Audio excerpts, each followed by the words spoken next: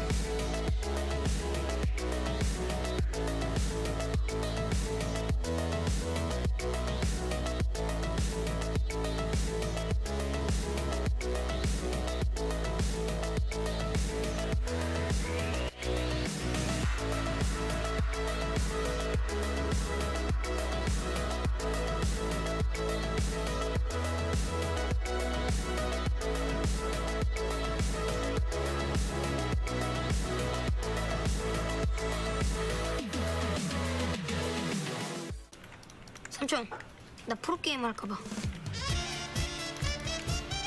나도.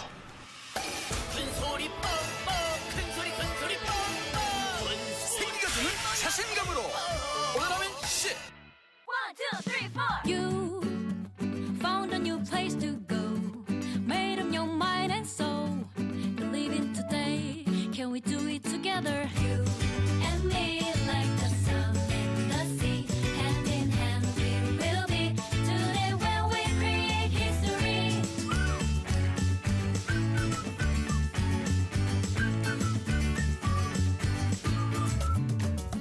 The Rising City, 울산. 이곳은 정원입니다.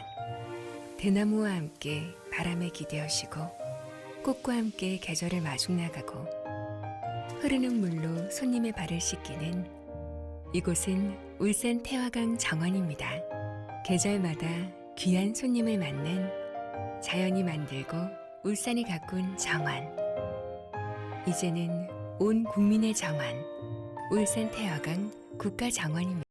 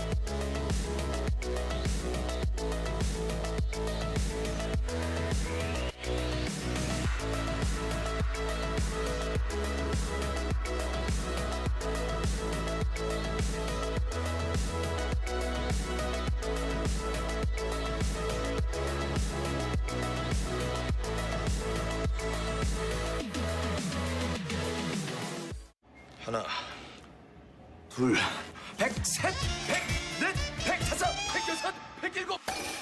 큰소리 뻥뻥 큰소리 뻥뻥 생기가 주는 자신감으로 오늘하면 10. 1, 2, 3, 4. You found a new place to go.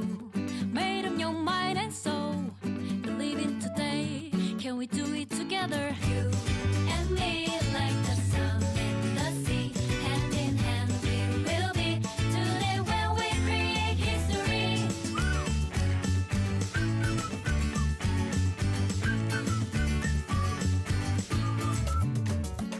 Rising City, 울산. 이곳은 정원입니다. 대나무와 함께 바람에 기대어시고 꽃과 함께 계절을 마중 나가고 흐르는 물로 손님의 발을 씻기는 이곳은 울산 태화강 정원입니다. 계절마다 귀한 손님을 맞는 자연이 만들고 울산이 가꾼 정원. 이제는 온 국민의 정원, 울산 태화강 국가정원입니다.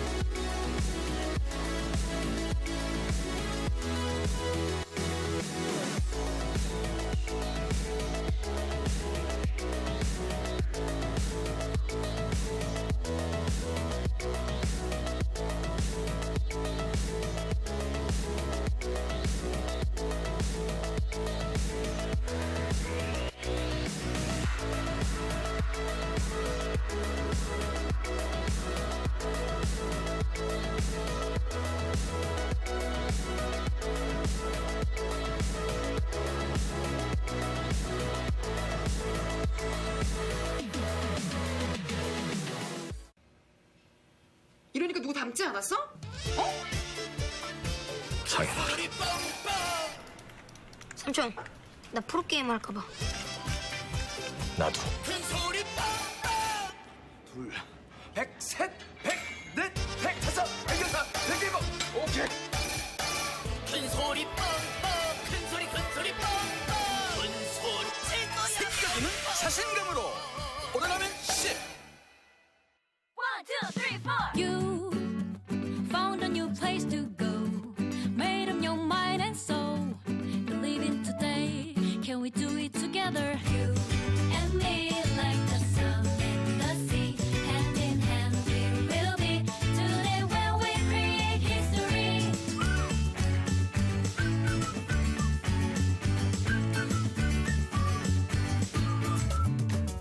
The Rising City, 울산. 이곳은 정원입니다. 대나무와 함께 바람에 기대어시고 꽃과 함께 계절을 마중 나가고 흐르는 물로 손님의 발을 씻기는 이곳은 울산 태화강 정원입니다. 계절마다 귀한 손님을 맞는 자연이 만들고 울산이 가꾼 정원. 이제는 온 국민의 정원, 울산 태화강 국가정원입니다.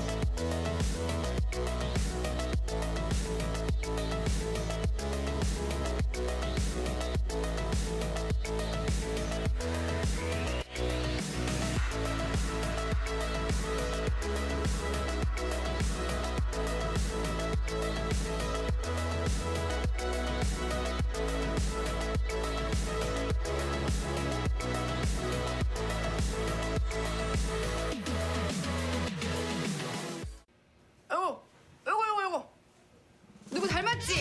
어? 장인어른. 큰 소리 뻥뻥 큰 소리 뻥뻥 생겨주는 자신감으로 오래가는 시. 1, 2, 3, 4. You found a new place to go. Made up your mind and soul.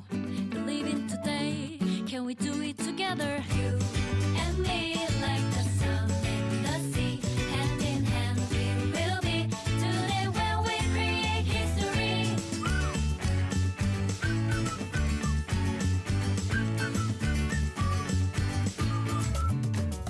The Rising City, 울산. 이곳은 정원입니다. 대나무와 함께 바람에 기대어시고 꽃과 함께 계절을 마중 나가고 흐르는 물로 손님의 발을 씻기는 이곳은 울산 태화강 정원입니다. 계절마다 귀한 손님을 맞는 자연이 만들고 울산이 가꾼 정원. 이제는 온 국민의 정원, 울산 태화강 국가정원입니다.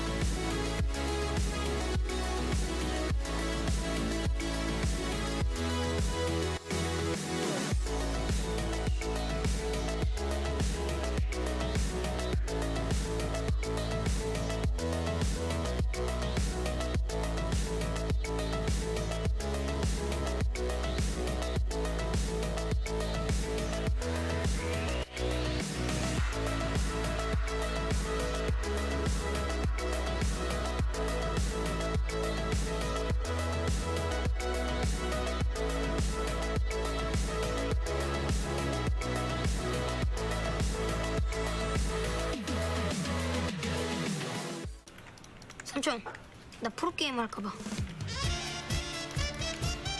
나도. 큰 소리 뻥뻥 큰 소리 뻥뻥 생겨주는 자신감으로 오래가는 시. 1, 2, 3, 4. You found a new place to go. Made up your mind and soul. Believe in today. Can we do it together? You and me like the sun and the sea. Hand in hand we will be.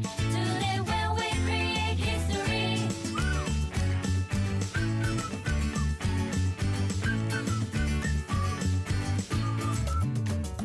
The Rising City, 울산. 이곳은 정원입니다.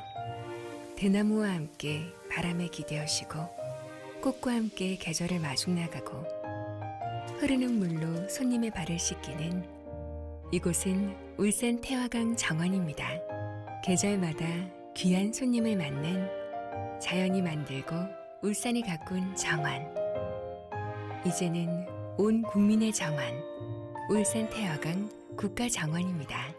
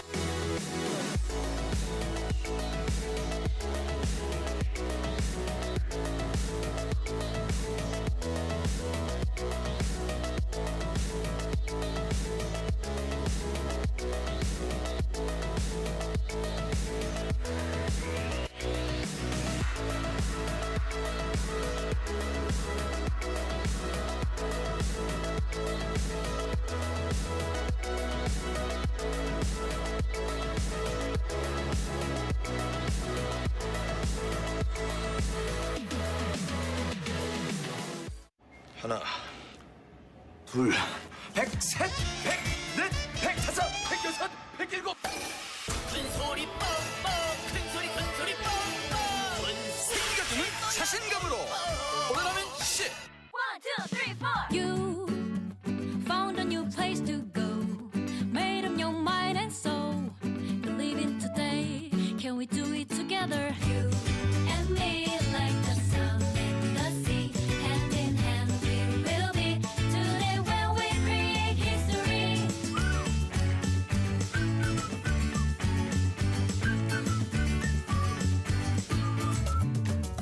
The Rising City, 울산.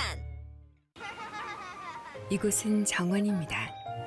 대나무와 함께 바람에 기대어시고 꽃과 함께 계절을 마중나가고 흐르는 물로 손님의 발을 씻기는 이곳은 울산 태화강 정원입니다. 계절마다 귀한 손님을 맞는 자연이 만들고 울산이 가꾼 정원. 이제는 온 국민의 정원, 울산 태화강 국가정원입니다.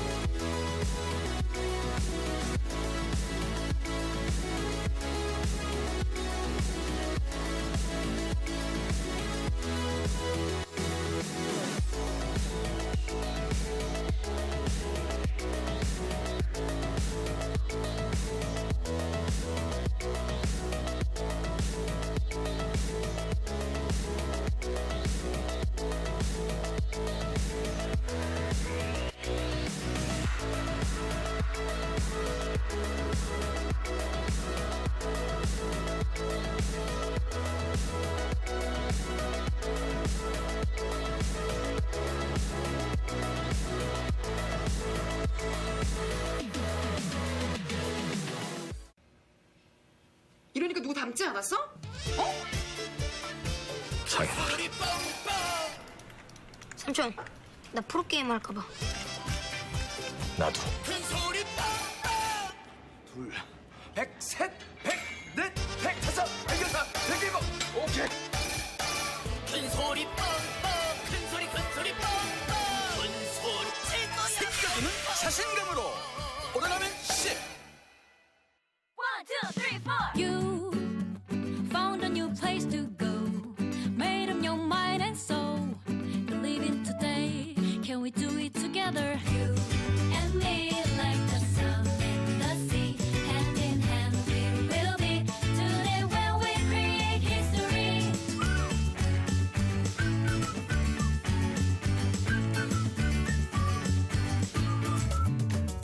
The Rising City, 울산. 이곳은 정원입니다. 대나무와 함께 바람에 기대어시고 꽃과 함께 계절을 마중나가고 흐르는 물로 손님의 발을 씻기는 이곳은 울산 태화강 정원입니다. 계절마다 귀한 손님을 맞는 자연이 만들고 울산이 가꾼 정원. 이제는 온 국민의 정원, 울산 태화강 국가정원입니다.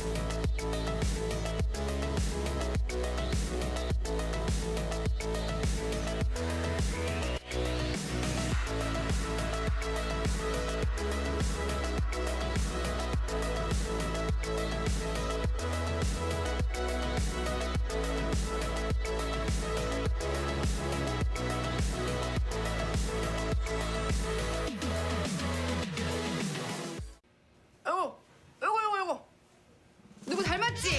어? 장인어른. 큰 소리 뻥뻥 큰 소리 뻥뻥 생겨주는 자신감으로 오래가면 씨. 1, 2, 3, 4. You found a new place to go. Made up your mind and soul. Believe in today. Can we do it together? You and me like the sun and the sea. Hand in hand we will be. Today when we create history.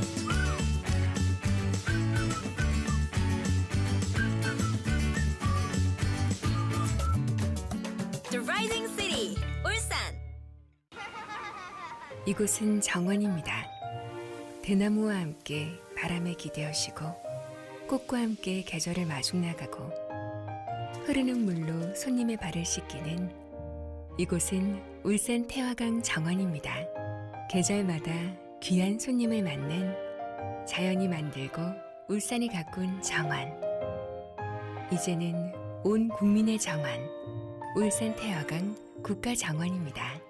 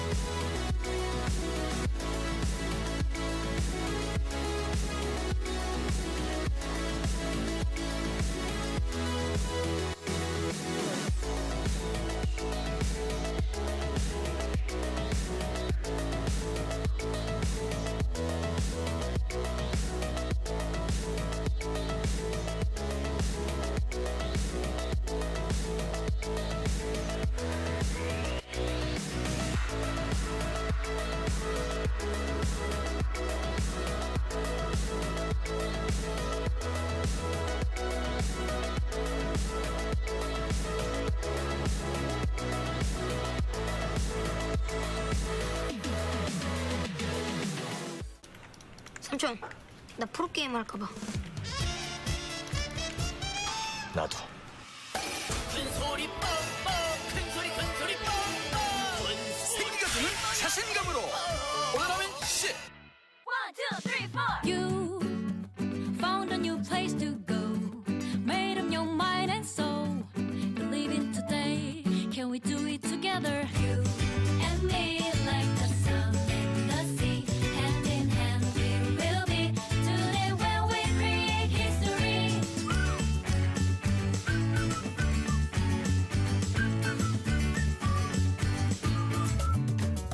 The Rising City, 울산.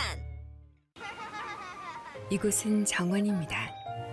대나무와 함께 바람에 기대어시고 꽃과 함께 계절을 마중나가고 흐르는 물로 손님의 발을 씻기는 이곳은 울산 태화강 정원입니다.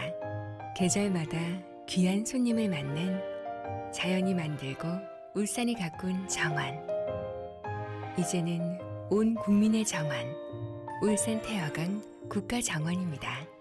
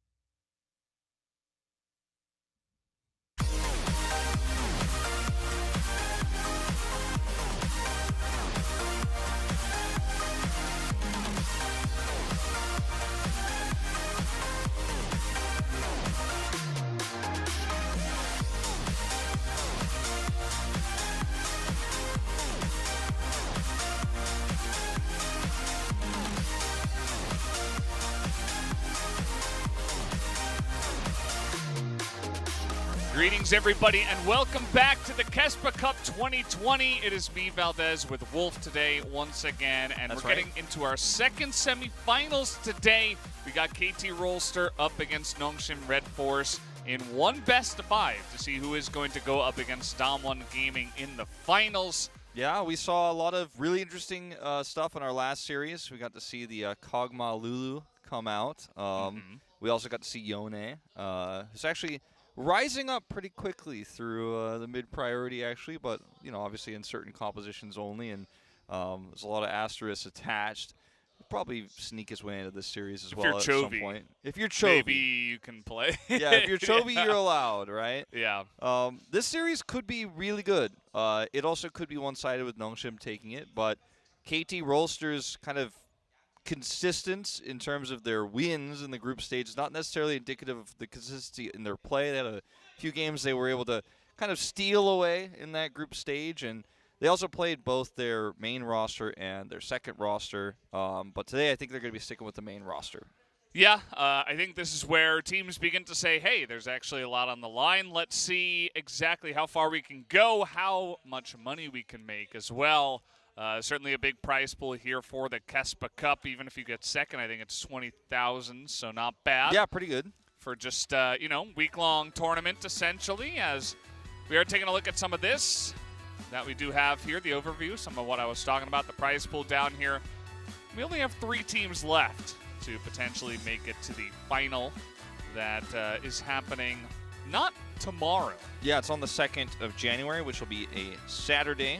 Yeah. It's 5 p.m., so same time, same place, different date.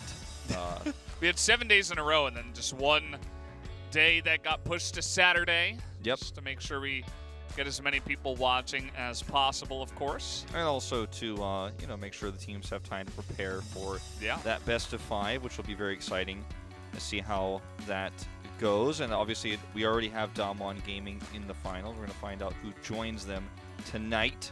That's what this bracket is going to showcase as to how we got here. There's obviously KT Rolster and NONGSHIM fight in the second part of the semifinals. Yes. Here. That is true.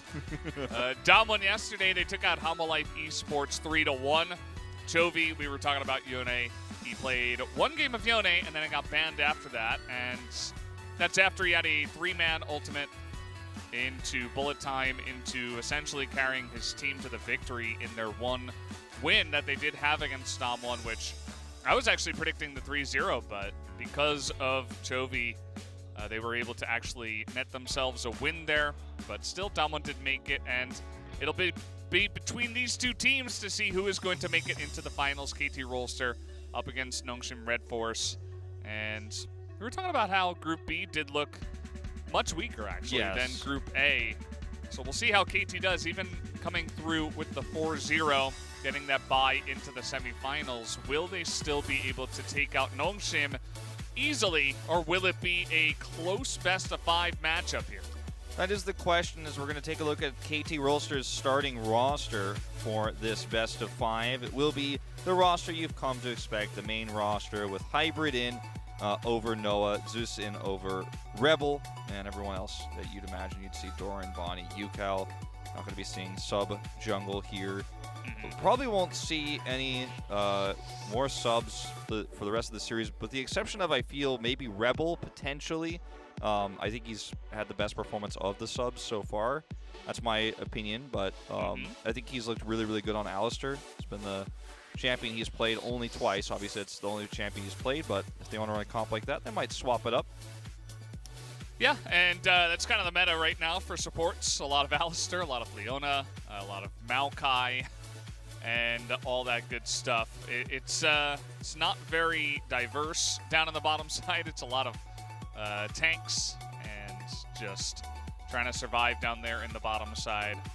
But yeah, this is a pretty interesting roster. I'm not sure that many people expected them to get out of their group in first, but especially Homolife dropping that one game did mean that KT Rolster got the first place. Yeah, that's right, and they were best of one, so you can't sneak those through. As we see, NONGSHIM Ro4's starting roster will be as it has been throughout the entire tournament. They have no subs actually officially listed for this tournament, so Here you go, Rich, Peanut, Bay, Duck Dom, and Kellen.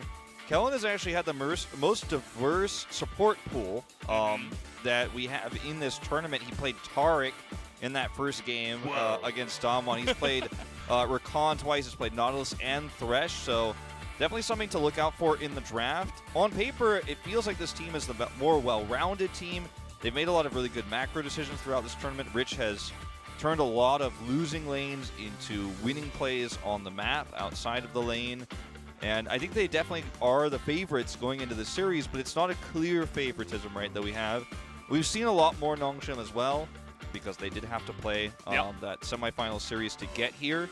So they reveal a little bit more of their colors. KT's only played those 4 games, so there's a lot to learn, I think, in this series between these two squads, for sure.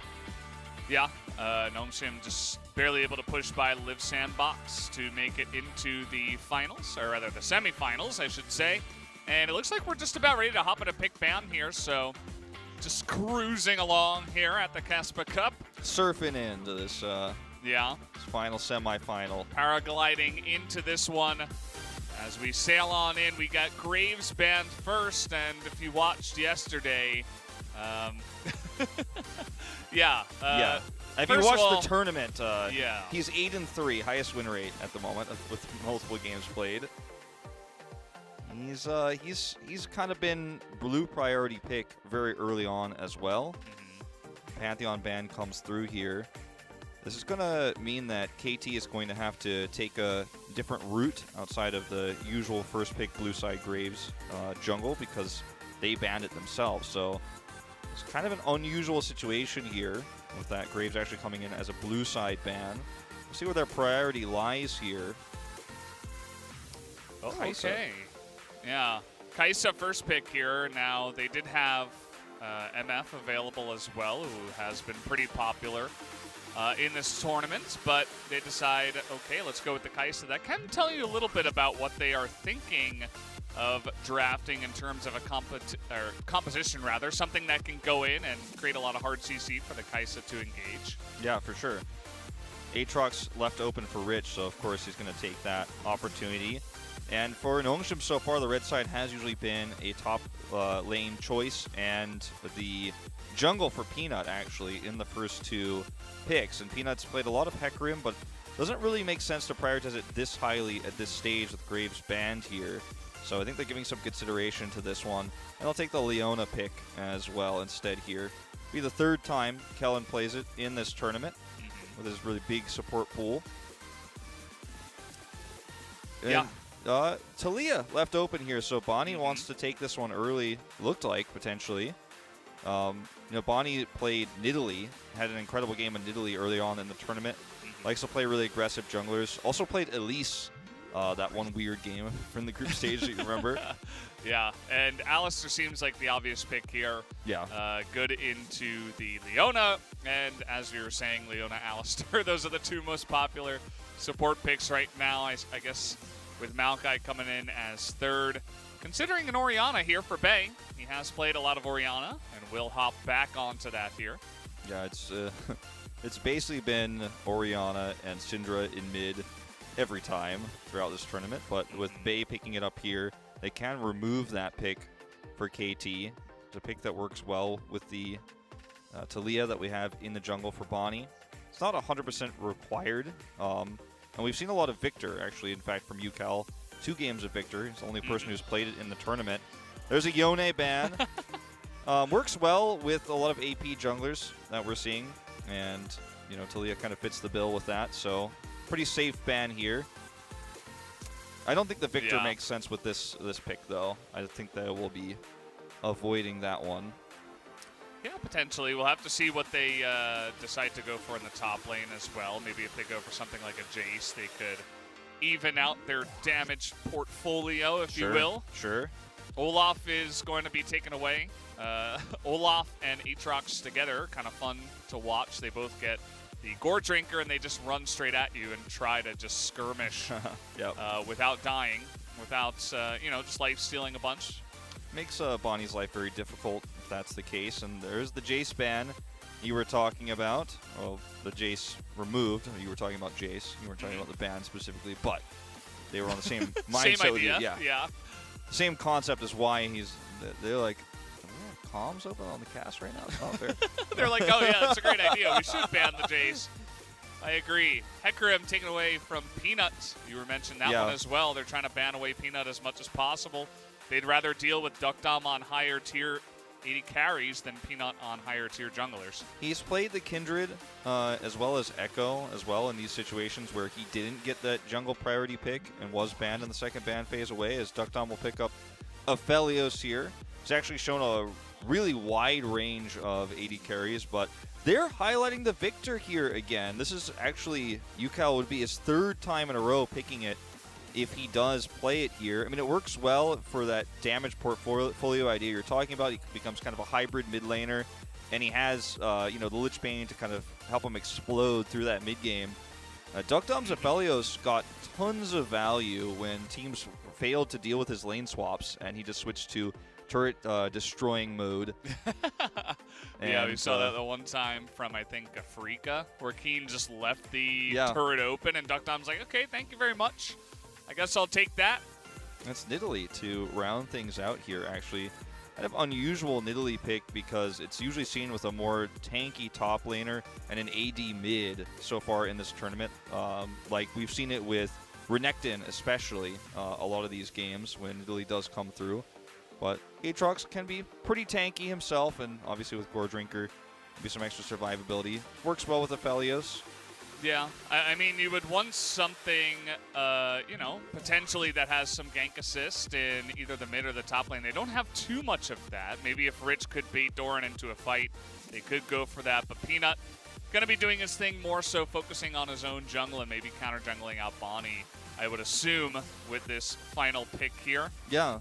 Also, it's pretty safe into the Victor if you want to make some plays in the mid lane.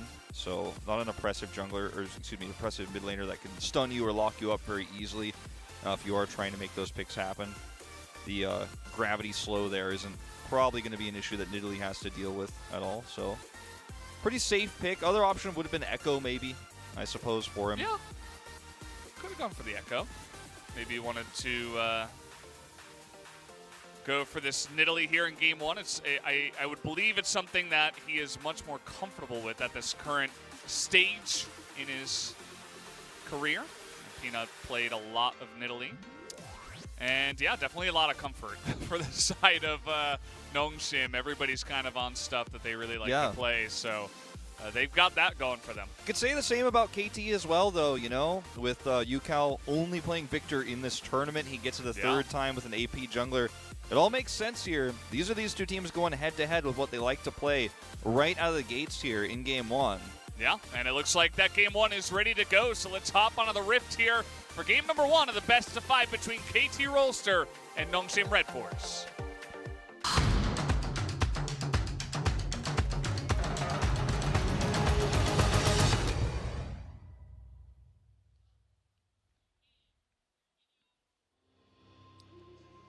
Here we go, on to the Rift. As, once again, UCal playing that Victor. I believe he has played it more than anyone else. Yeah, he's the only one who's played Victor, actually, in this tournament. Wow. It's been banned a few times, especially with Nidalee jungle, actually, but it was the Talia this time.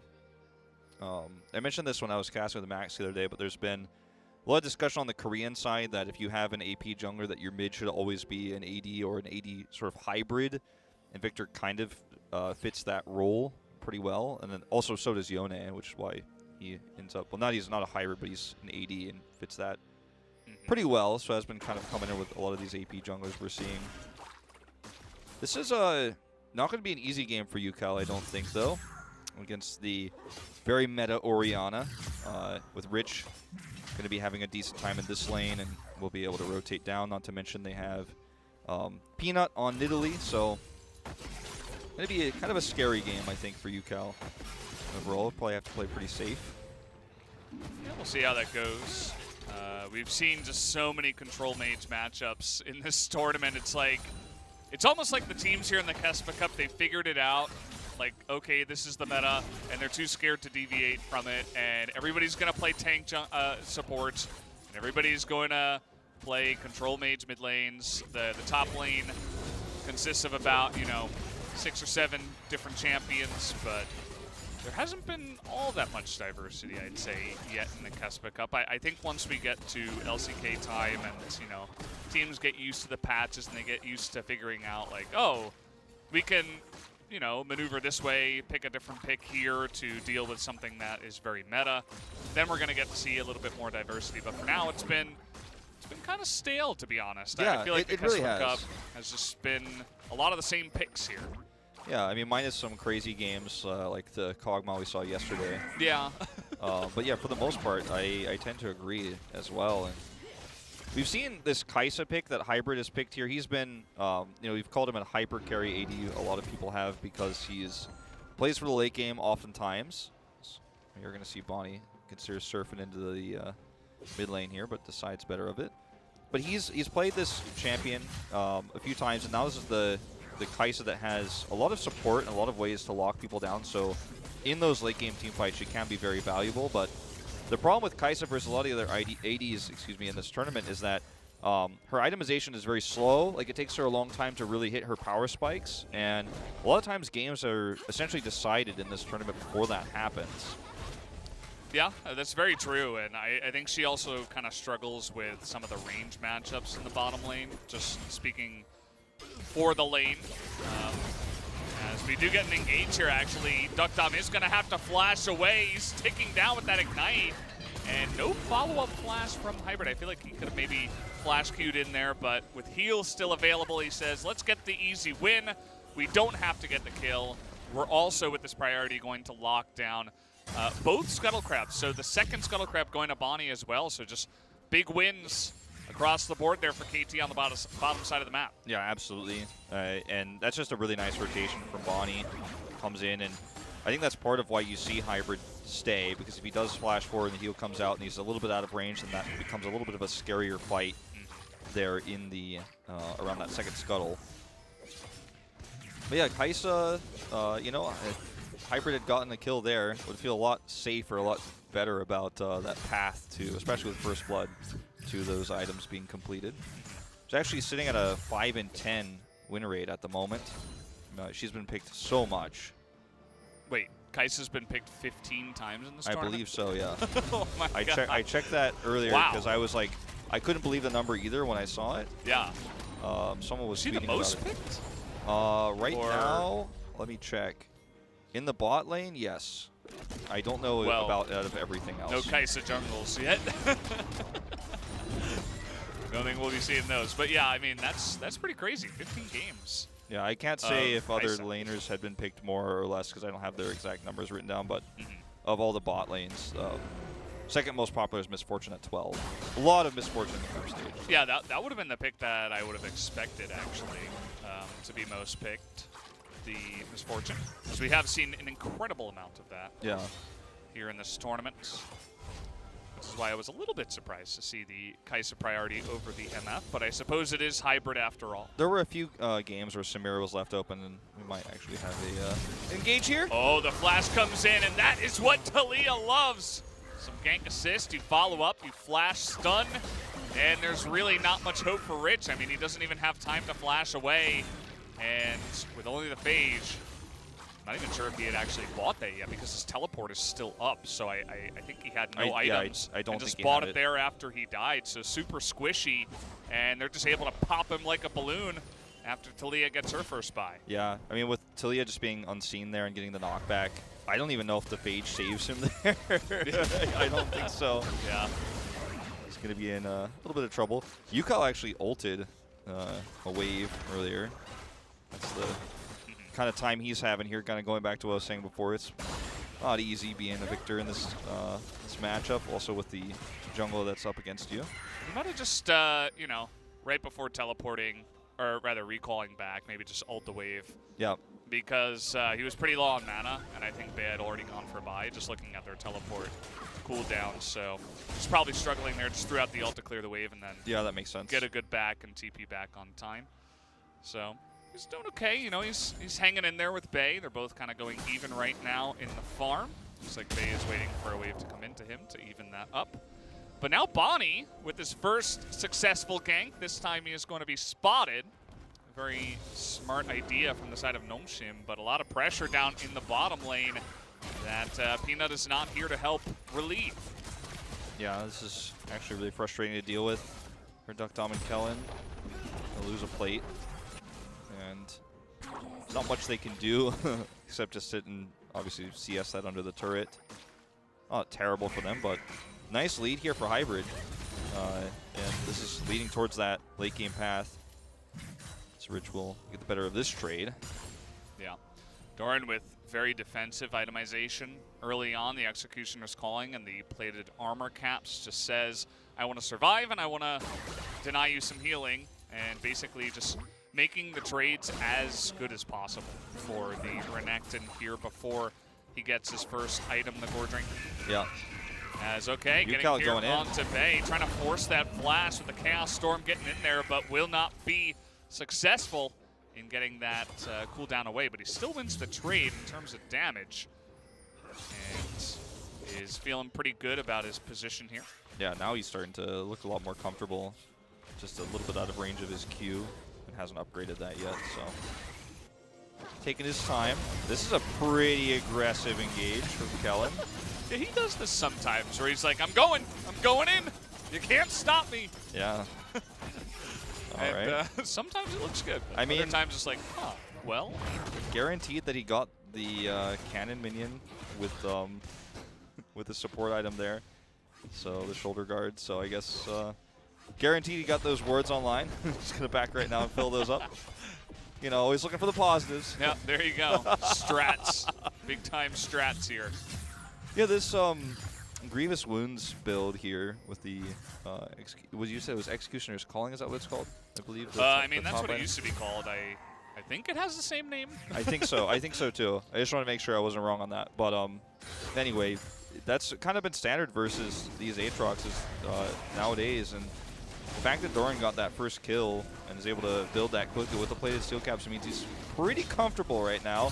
And look at this, he's actually going to use that to set this up. Yeah, he's got Talia coming in. They're going to force that flash away from Rich, and he's just kind of being bullied up here on the top side. But keep in mind that they do not get the kill. They're going to put a lot of pressure here, and the Rift Herald is available for Bonnie.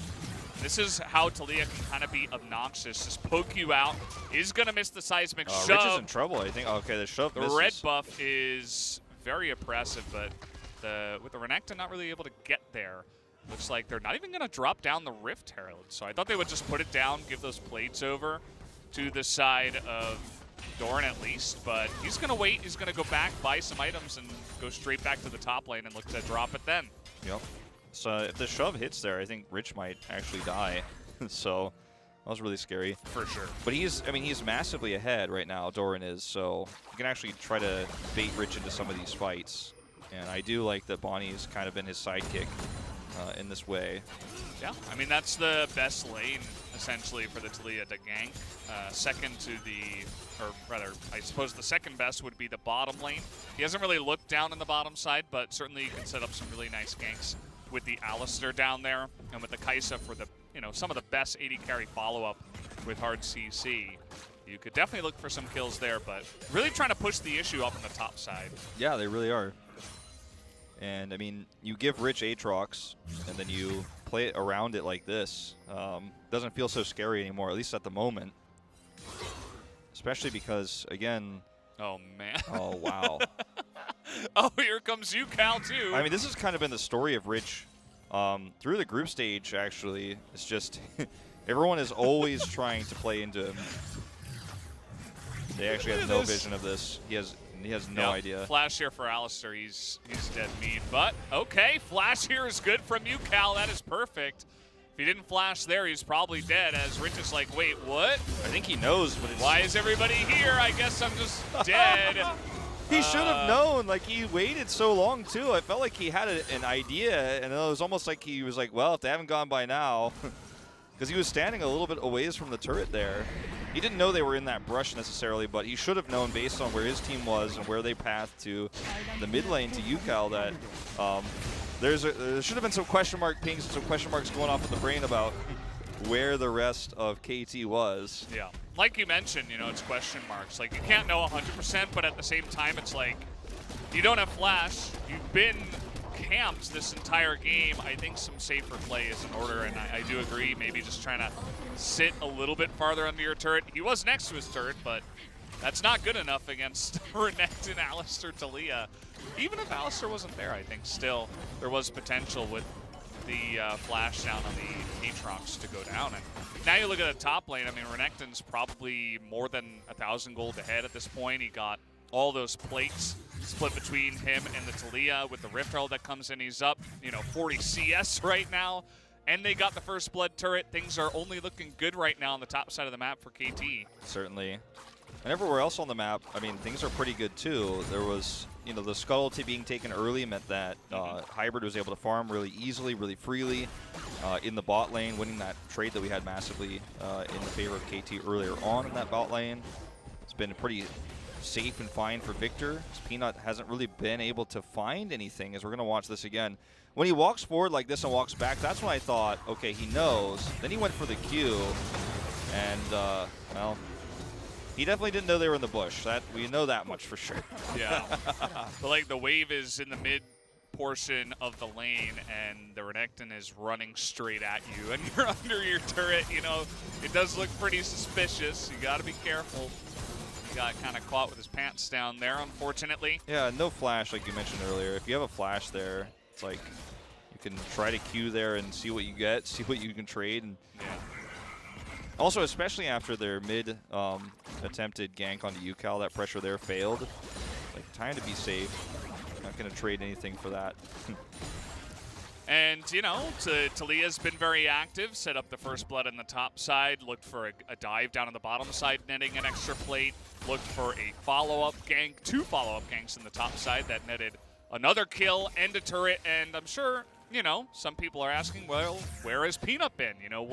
Where's the enemy jungle here? Well, he has 122 CS, yeah. And he did get the Infernal Drake, so it's kind of like that solo queue-esque feel where your top lane gets, camped, but your jungle is getting so many objectives and so much farm, so, it doesn't feel terrible, but at the same time, it's not the best feel. Yeah. Because, now your top laner's kind of out of the game for a while, even though it feels like, Peanut has been getting a lot of good stuff done in this game. It hasn't been as obvious. Yeah, and, not to mention that all the double assist gold that Bonnie has is definitely going to make up for some of the lost farm. Night Harvester is done for Peanut now, so definitely going to be really relevant in this upcoming fight. UCal is in trouble. Yeah, trying to get there on the UCal. There is going to be that last hit from Rich as a nice little ultimate going to delay, but here comes the KeSPA jumping in, but is incredibly low. It's going to go down at the end of it, and this is an amazing fight for NONGSHIM. They open up in the enemy jungle. They're going to take down 4 for 0. As only Doran will survive at the end of this. They'll pick up another Drake, and all of a sudden, this game is opened wide open. Yeah, wide open now after this one as UCal gets caught early in the fight, doesn't have flash, and things just go from bad to worse from there. And Peanut's in a really nice spot, too, as he comes in for the engage. And they were ready for it, too. This was completely planned. They had vision control of where they were standing, and they were grouped up around this Infernal Drake. They wanted to catch KT with their pants down. Look at where they're all standing here with the ward control and vision control they have right here. And you can see, this is what the Korean Observer is showing you. KT just really has no idea. Solar Flare goes out onto UCal, and he's collapsed on instantly. The teleport comes in, but it's way too late for Doran to be relevant. If he's here at the beginning of this fight, maybe he can help heal. Maybe the fight goes a different way. But as it turns out, at the end of the day, not so much, as Kellen is just on the chase here, making sure Zeus does not get out. Doran's like, I couldn't teleport any faster, sorry. Yeah, we have Lee Sin syndrome. Lee syndrome. I don't know why. I just like ruined the idea behind that phrase. That was a wolf. That was a wolf fell bomb swoop. right there. Yeah. Lee syndrome. But you also got KeSPA syndrome, I suppose, because it was 4v5, and Hybrid's like, we're doing this. He just ults in, and by the way, your Renekton and Taliyah, the 2 people that got pretty fed early on in this game. Look at this. This is hilarious. Just waiting for the Q so that Doran can last hit it. But yeah, I mean, your Renekton and your Taliyah got denied by a really nice shockwave from Bay that wasn't really obvious because they got knocked up into the wall, so they didn't actually move much. But they were actually delayed for like 3-4 seconds in that fight. So it was essentially just Hybrid and I think Zeus just diving into the back line and getting ripped to shreds when they do it. Trying to make something of a fight that they had kind of already lost, you know.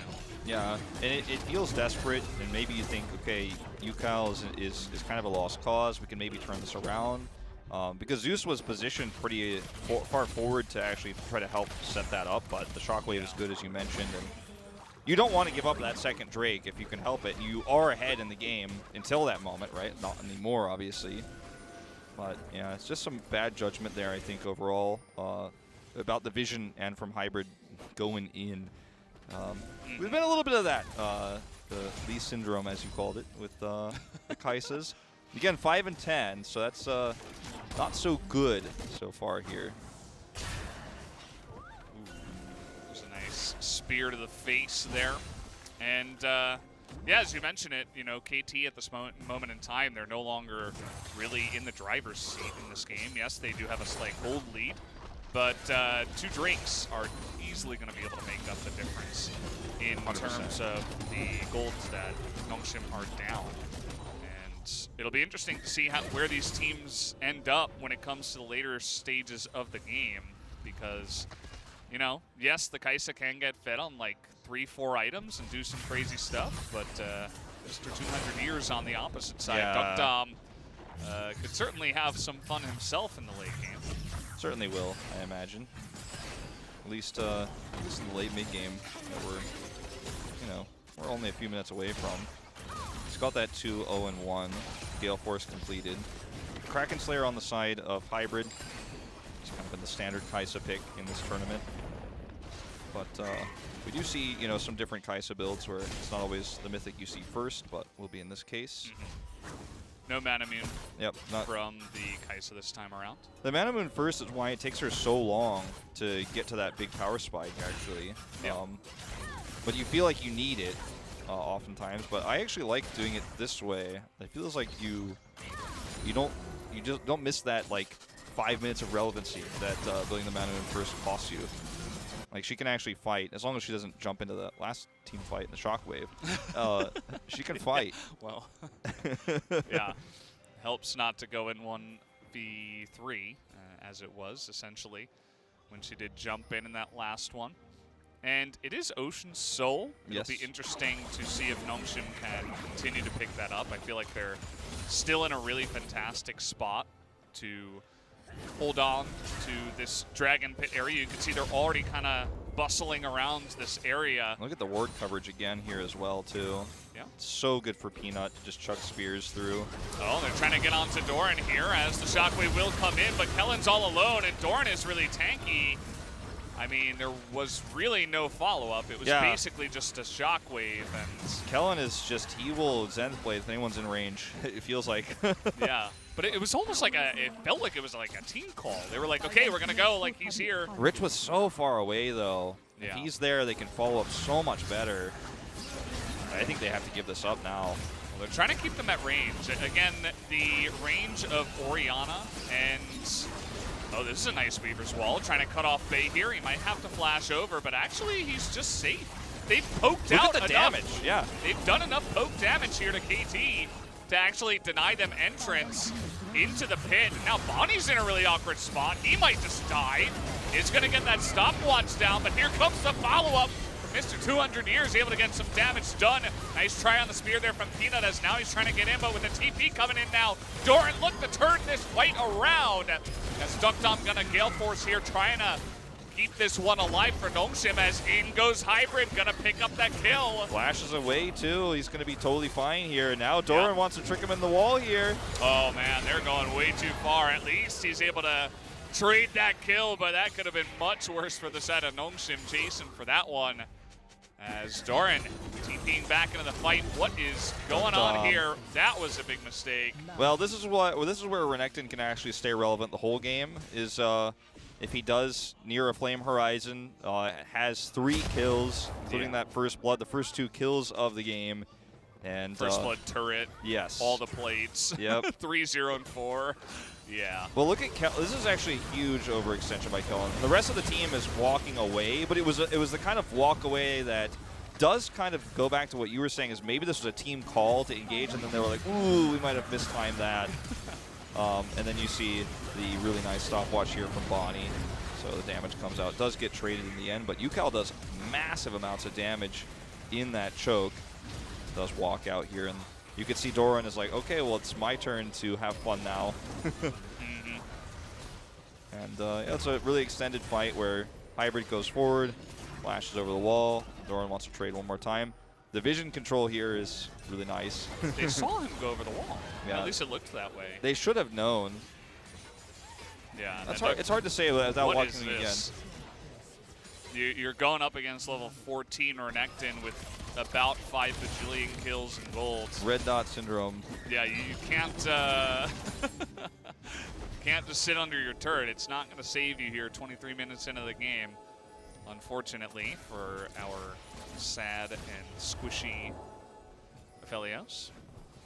Well, I feel like this game is really really started to feel very KT favored, despite the crazy fight that, you know, was at 8 to 7 kills here. But when KT is really controlling the scope of how these engagements are going, and the Renekton just feels unkillable because his damage output is insane at this stage.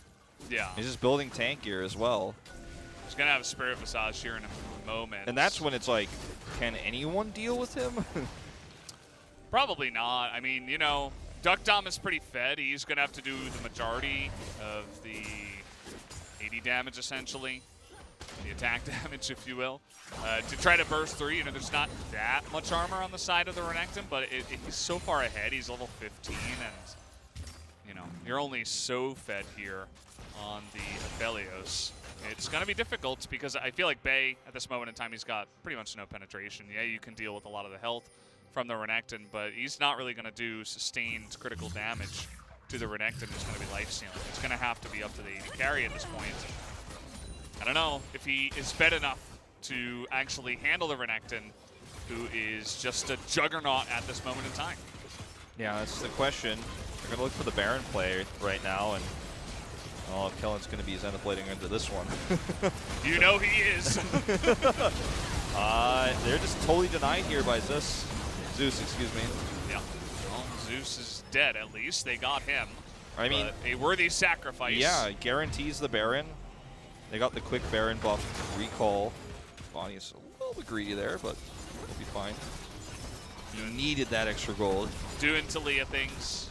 You know, he wanted to make sure he could secure it for his team, at least, after having to give up the entire jungle. Now, they could go for this dragon. It'll be interesting to see if NONGSHIM can try to stop this one. It's a really nice top wave push, but it's not incredibly threatening. It's going to be... I was going to say, I'm like, this is not going to be the replay we wanted to see. What like, was that? Yeah, I'm not sure. I was like, did he, like, Killer Instinct from, like, really far away or something? Like, I was like, what happened? I don't remember this. I think that was just live in the replay screen by accident. But I wanted to mention, if KT actually gets the big Drake swing back, it's going to be like, can anyone kill Doran ever? He's going to be it's such a good Drake for him to get 4 times if he does. I don't know if the game's going to go quite that long, but... Okay, they're just going to set up the wall. And it doesn't last as long as it used to, so it's going to come down here, and they haven't been able to burst down the dragon yet. Here comes Rich, but he's like, nope, it's Doran. Out as fast as he went in. Yeah, trying to steal, and actually, Peanut comes in with the steal. Classic Peanut does it again. Has a really nice ultimate on the Bonnie, but here they might just want to give Rich up as everybody on the side of KT is hunting him down. As NONGSHIM will try to pick up the scraps here, but they got to be careful with KT breathing down their throat from the river. They want to get UCal. He's got flash.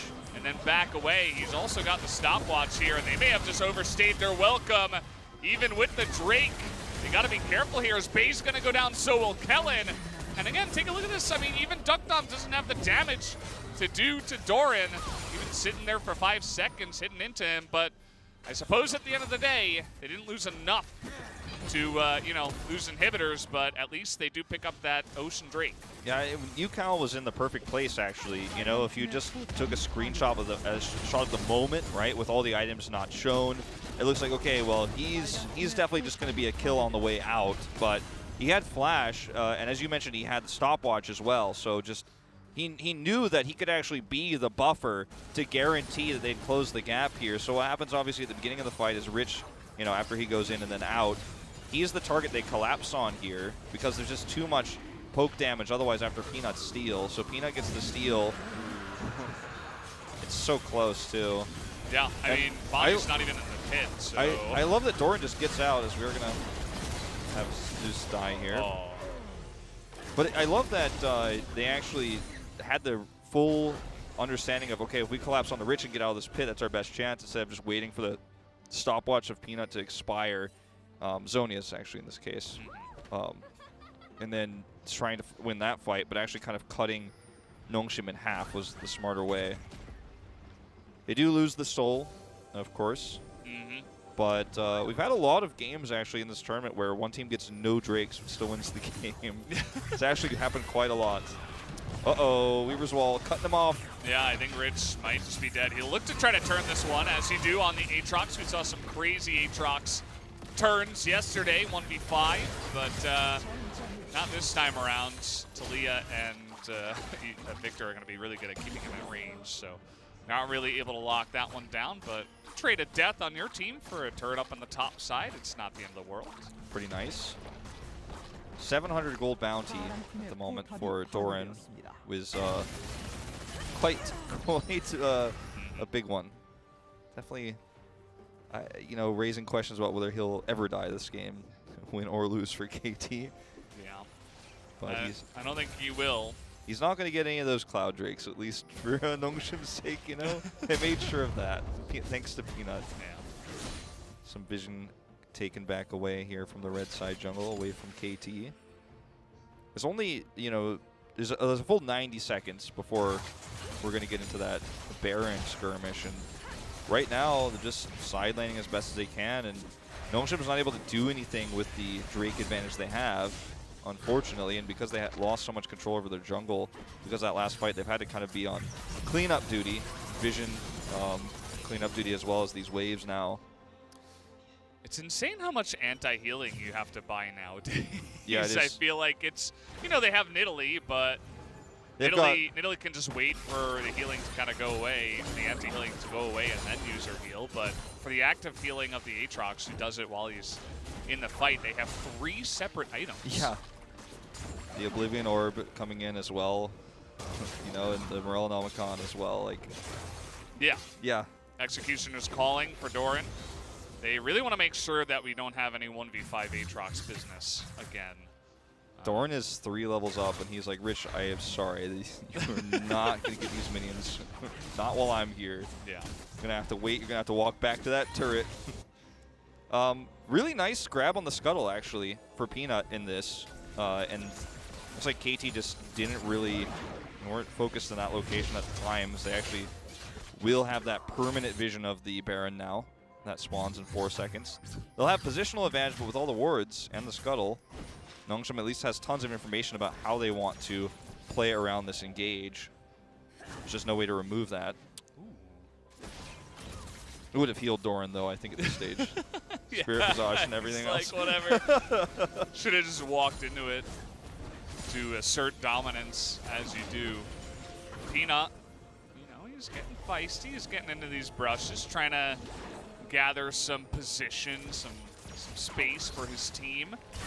Yeah, I mean, a lot of these fights have been about the chip damage that comes through before KT actually get to take the fight they want. But unfortunately, it's just not hitting any of these. But they do push KT back for the moment. Now, KT do have some poke of their own with the Victor, but I feel like it's a little bit more reliable on the side of NONGSHIM, with the Aphelios especially. If he has that long-range gun, 100%. The Calibrim kind of just begin to poke you out. And with 4 items here, I mean, we're 31 minutes into the game, 3-4 items, he can begin to do some insane damage. Just gotta keep Doran away. Oh, boy. Zeus is coming in. Yeah, trying to get in there. Peanut on the opposite side, but that's okay. They're actually protecting the side of NONGSHIM, and Zeus is trapped in there with all of NONGSHIM, and here comes that ultimate. Does about negative damage to Doran, but they found Bonnie on the top side. He has to flash away. A nice idea from KT, but the execution wasn't there. And NONGSHIM, very calm and collected, able to push them away. And this is going to be really rough. They don't have Zeus. He's rushing back as fast as he can from spawn. Just got to heal up. Yeah. And nice position here from Kellen as well. Always threatening big shockwave. There's that poke damage coming out. Now Doran's all alone, trying to just push Kellen away. They're going to have to give away this Elder Drake after a series of unfortunate engagements from the side of KT. Bonnie is like, I better get out of here real quick. Well, I mean, the Elder Drake means they get a Baron as well, almost 100%, but can you give this as KT? I don't think they have a choice. They're just going to, I mean, they have all their inhibitor turrets up. This Baron doesn't, you know, win the game for NONGSHIM per se, but what do you do here now as KT Rolster? Because you ended up failing your gamble with the big Zeus flank that we're going to get a replay of here. Zeus just walks around the edge, and everyone just instantly reacts. Look at this, backing up. Then the blade goes wide, but there's just no follow-up. The Weaver's Wall has some anti-synergy here. And the Weaver's Wall has to be cutting you off south of the Raptors there. It can't, it can't just cut off all of KT from Zeus, Doran's right? like, okay, well, I guess I dominated for nothing. If you deny them going west into the red side jungle, then Zeus has the whole lane to push whoever he wants into the rest of the team to get stunned by Doran and immediately blown up by the Victor and the KeSPA. But instead, the wall is just like, no, you know, actually, sorry, Zeus. You're just, you know, basically dead. You're out of the fight. And it was a pretty messy flank engage there that gave NONGSHIM the entire map, essentially. And yeah, I mean, that's the way they kind of have to do it. They have to get those hard engages. They got to get the KeSPA in the back line, the Renekton frontlining, essentially, but that wasn't it. This feels like NONGSHIM just trying to choke KT out of the game. Weaver's Wall is the saddest thing I've ever seen, but it's going to be pretty effective for a little while. It's slowing this down. Slowing down what feels like the inevitable in this potentially upcoming fight. Like, maybe Bay, who's, you know, very isolated here. That could be Doran's target, but if he collapses in and they just back up, then he's by himself. I mean, this is a pretty lose-lose-lose situation. It looks like two inhibitors, no matter what, and possibly just the game here. KT has to engage somehow, or they will just straight up lose. I mean, they still have the Elder, they still have the Baron. We don't have the timers up here on the screen, but you can see the buffs that they do have, and it is just really difficult for KT to find any kind of engage. Zeus going to be poked out, Doran as well, pushed away. Ultimate will sail wide from Duckdom. As you can see, slow and steady is the pace here. Doran going to try to force this one. Hybrid has to flash away as Doran is trying to go 1v4, but he cannot do it. Hybrid able to pick off one member, but in goes Rich, trying to get him in the back line and creating enough chaos to eventually get Zeus. All the while, the Nexus goes down, and NONGSHIM able to steal the game away from KT in this one, taking the lead 1-0. Definitely feels like KT lost that game more than NONGSHIM won it. The Zeus wraparound being a really risky play that could have actually secured them, the Elder and the Baron themselves, but with the Weaver's Wall follow-up, that made it impossible for them to follow up, and not to mention that the timing of when Zeus came in and where everyone was standing just didn't favor them. It was scary. It felt like NONGSHIM, because they had Peanut on the Nidalee and how much poke damage they were tossing into all these fights with Nidalee and Orianna, it felt like KT had to do something like that to win the fight. Otherwise, they were just getting pushed away. They had vision control and they had positional advantages, but still, with the scuttle going up, they're like, every time I stand around Baron, spears are hitting us. And it felt like that was what they decided was their best bet to try to take an engagement and win a big team fight. But, you know, down 4 Drakes, you can't blame them for making a play like that, but the execution, like you said, was a little off, and that was it. I mean, that was the game. So it's weird to see a game kind of thrown away like that with just one kind of misplaced Weaver's Wall. It doesn't happen that often. But as you mentioned, it felt a little desperate. You know, like the idea was there in their mind. They're getting poked out. They have a lot of hard engage. If they can force their way onto the back line with their massive Renekton, they're probably going to win. And as long as they execute that decently well, they probably would have won. But it's like they tried to force it right before the Elder Drake comes up, and it was not really in the best spot. And obviously we talked about the execution with the Weaver's Wall. But, you know, maybe they should have just tried to get position on the river, you know, force NONGSHIM to come into them and then set up some kind of flank, you know, keep Alistair in a side brush or something. But they were a little bit too quick to pull the trigger. The execution wasn't there, and in the span of like 3 minutes, the game was over. Yeah.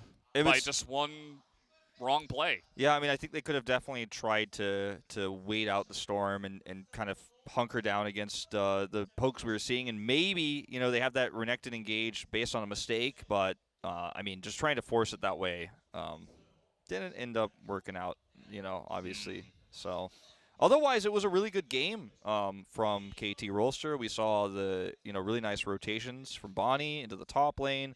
Rich got dominated again and then won the game. That's kind of been the story of him in this tournament. Better top lane wins. Better top lane wins. And, you know, we saw really good plays in the early game. With KT, they utilized their comp really well. They had some really nice trades in the bot lane as well, punishing Kellen oftentimes for overextending. We're going to see one of these fights coming up here, but this is actually when UCal steps over the line. They end up turning this into a really nice exchange, though, all things considered. Yeah, you see that Shockwave keeps Bonnie and Doran back, and Hybrid goes all in with, you know, 3-7 offsuit or something, if I could think a poker reference. Is not what you want to be going all in with. Not at that point in the game, at least. Yeah. And, you know, it's kind of what kept NONGSHIM in the game. That was like one of the turning moments that made the game even though KT had a fantastic early game, as you mentioned. And we had a lot of skirmishes like this where it was pretty close, actually. Yeah, this one was crazy. This is the one where UCal puts the damage off here, then gets jumped onto by Kellen and walks away. And then we see the crazy chase from Hybrid, where he is ready to just, he's ready to win the game right here. He's going to Killer Instinct in a million miles away and flash over the wall.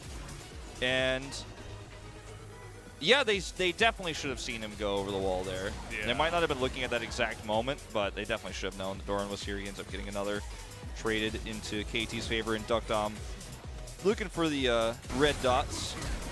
A little bit overextended. This was the trade where Zeus is just make sure nobody can jump in for the steal. I think that was a pretty solid play there. Yeah, solid move. Nice steal here from Peanut. You see Bonnie is in the brush on the right side there, not even in range, I don't think, of the smite. He was pretty close, but didn't expect Peanut to come from that angle that fast.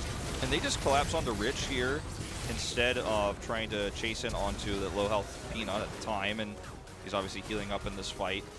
And UCal is sitting here with the stopwatch, so he's not afraid of where he's at in this fight.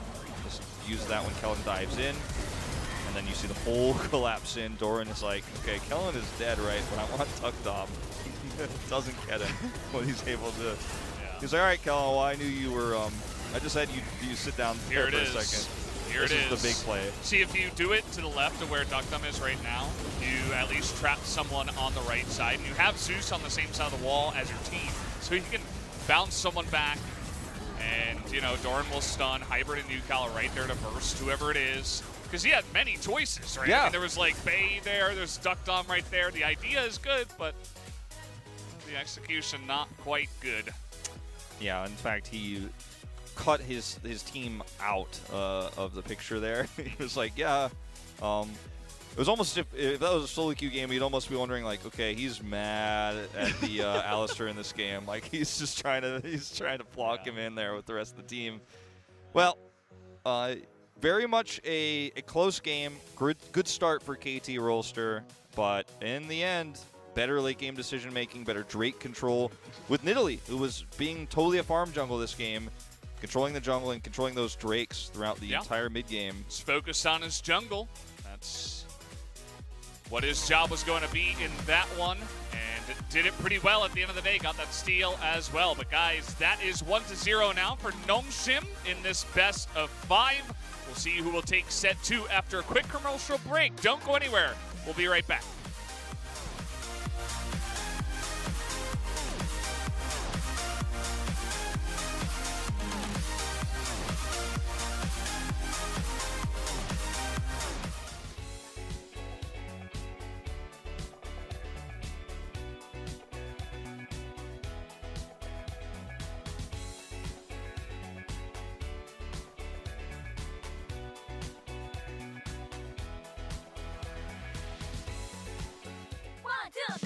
You found a new place to go, made up your mind and soul.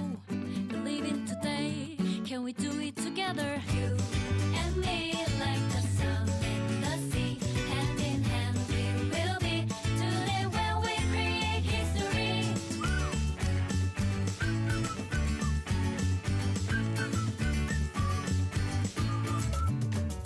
The Rising City, 울산. 이곳은 정원입니다. 대나무와 함께 바람에 기대어시고 꽃과 함께 계절을 마중 나가고 흐르는 물로 손님의 발을 씻기는 이곳은 울산 태화강 정원입니다. 계절마다 귀한 손님을 맞는 자연이 만들고 울산이 가꾼 정원. 이제는 온 국민의 정원, 울산 태화강 국가정원입니다.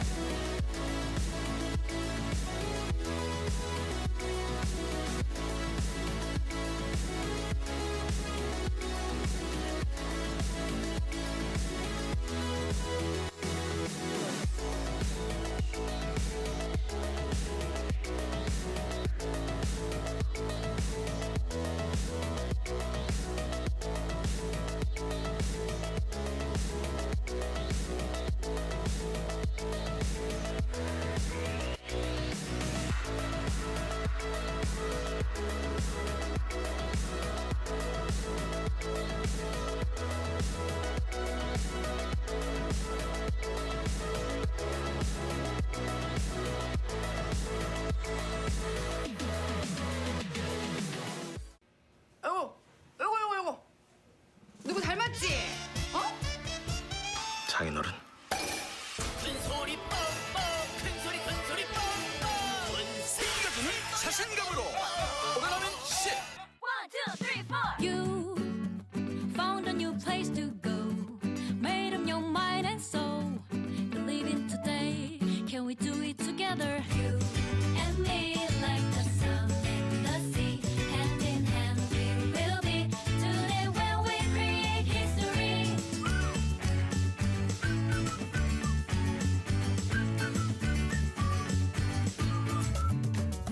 The Rising City, 울산. 이곳은 정원입니다.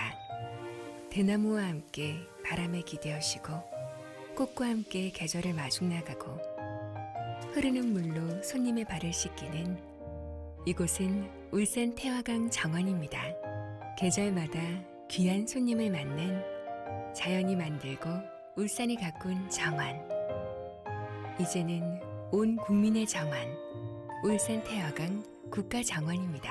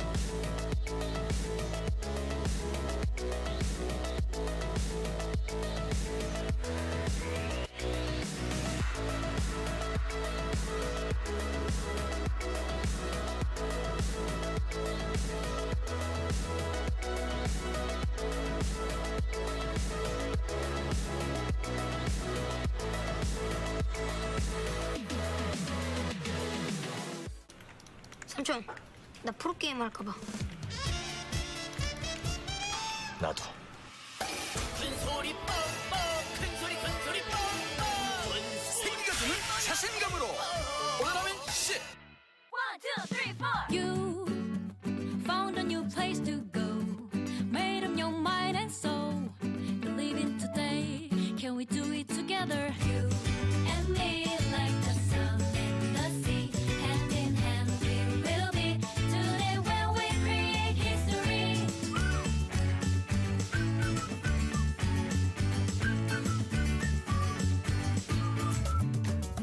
The Rising City, 울산.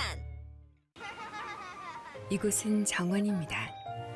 대나무와 함께 바람에 기대어시고 꽃과 함께 계절을 마중 나가고 흐르는 물로 손님의 발을 씻기는 이곳은 울산 태화강 정원입니다. 계절마다 귀한 손님을 맞는 자연이 만들고 울산이 가꾼 정원. 이제는 온 국민의 정원, 울산 태화강 국가정원입니다.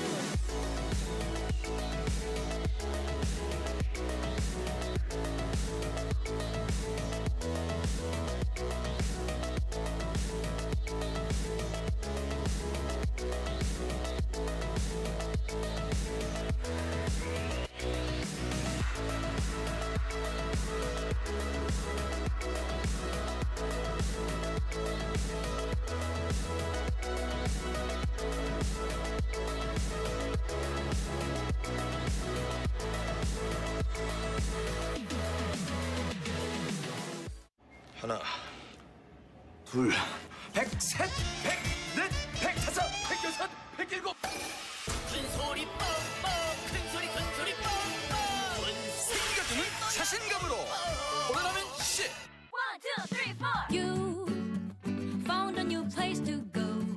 Made up your mind and soul. Believe in today. Can we do it together? You and me like the sun and the sea. Hand in hand we will be. Today when we create history.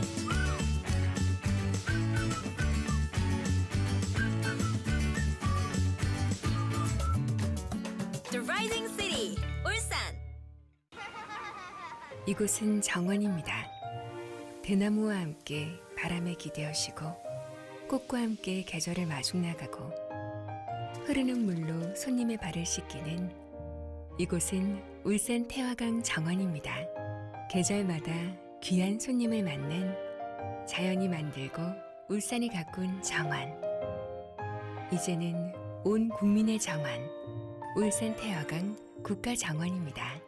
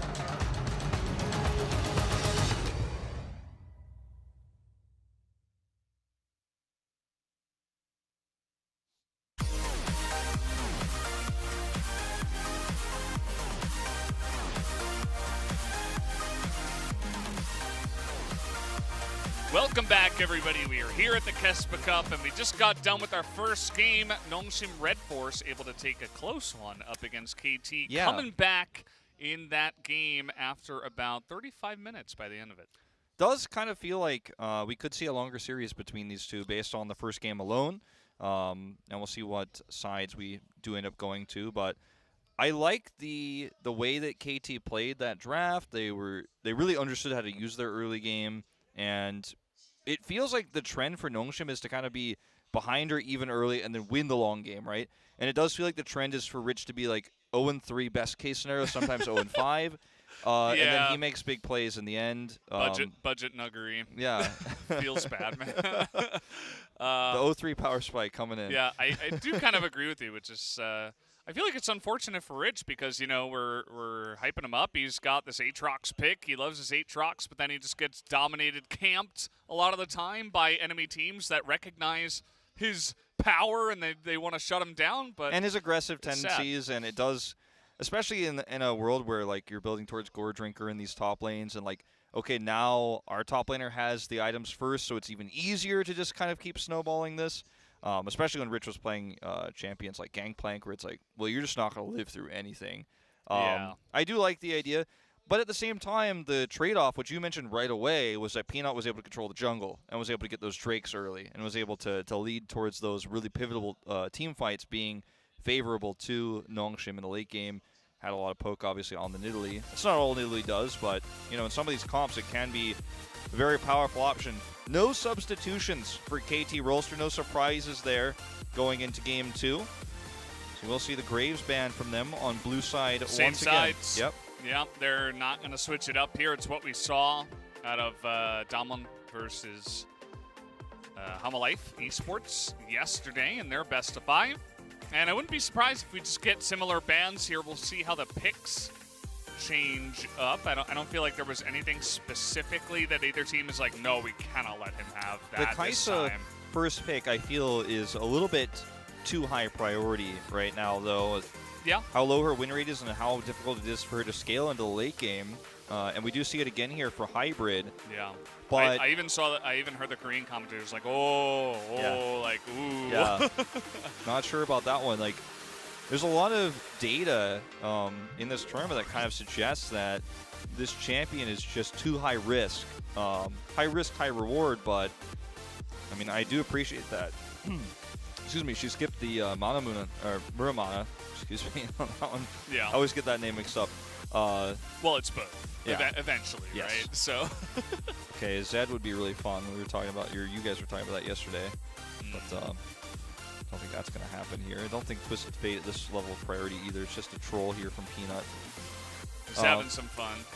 They did ban the Olaf last time in the second ban phase, and I was talking about how Peanut likes to get his jungler in this first rotation on red side, but they're going to go with the Olaf early here into Leona. This is a really solid red side R1, R2, as LS would call it, because you have one of Peanut's best junglers.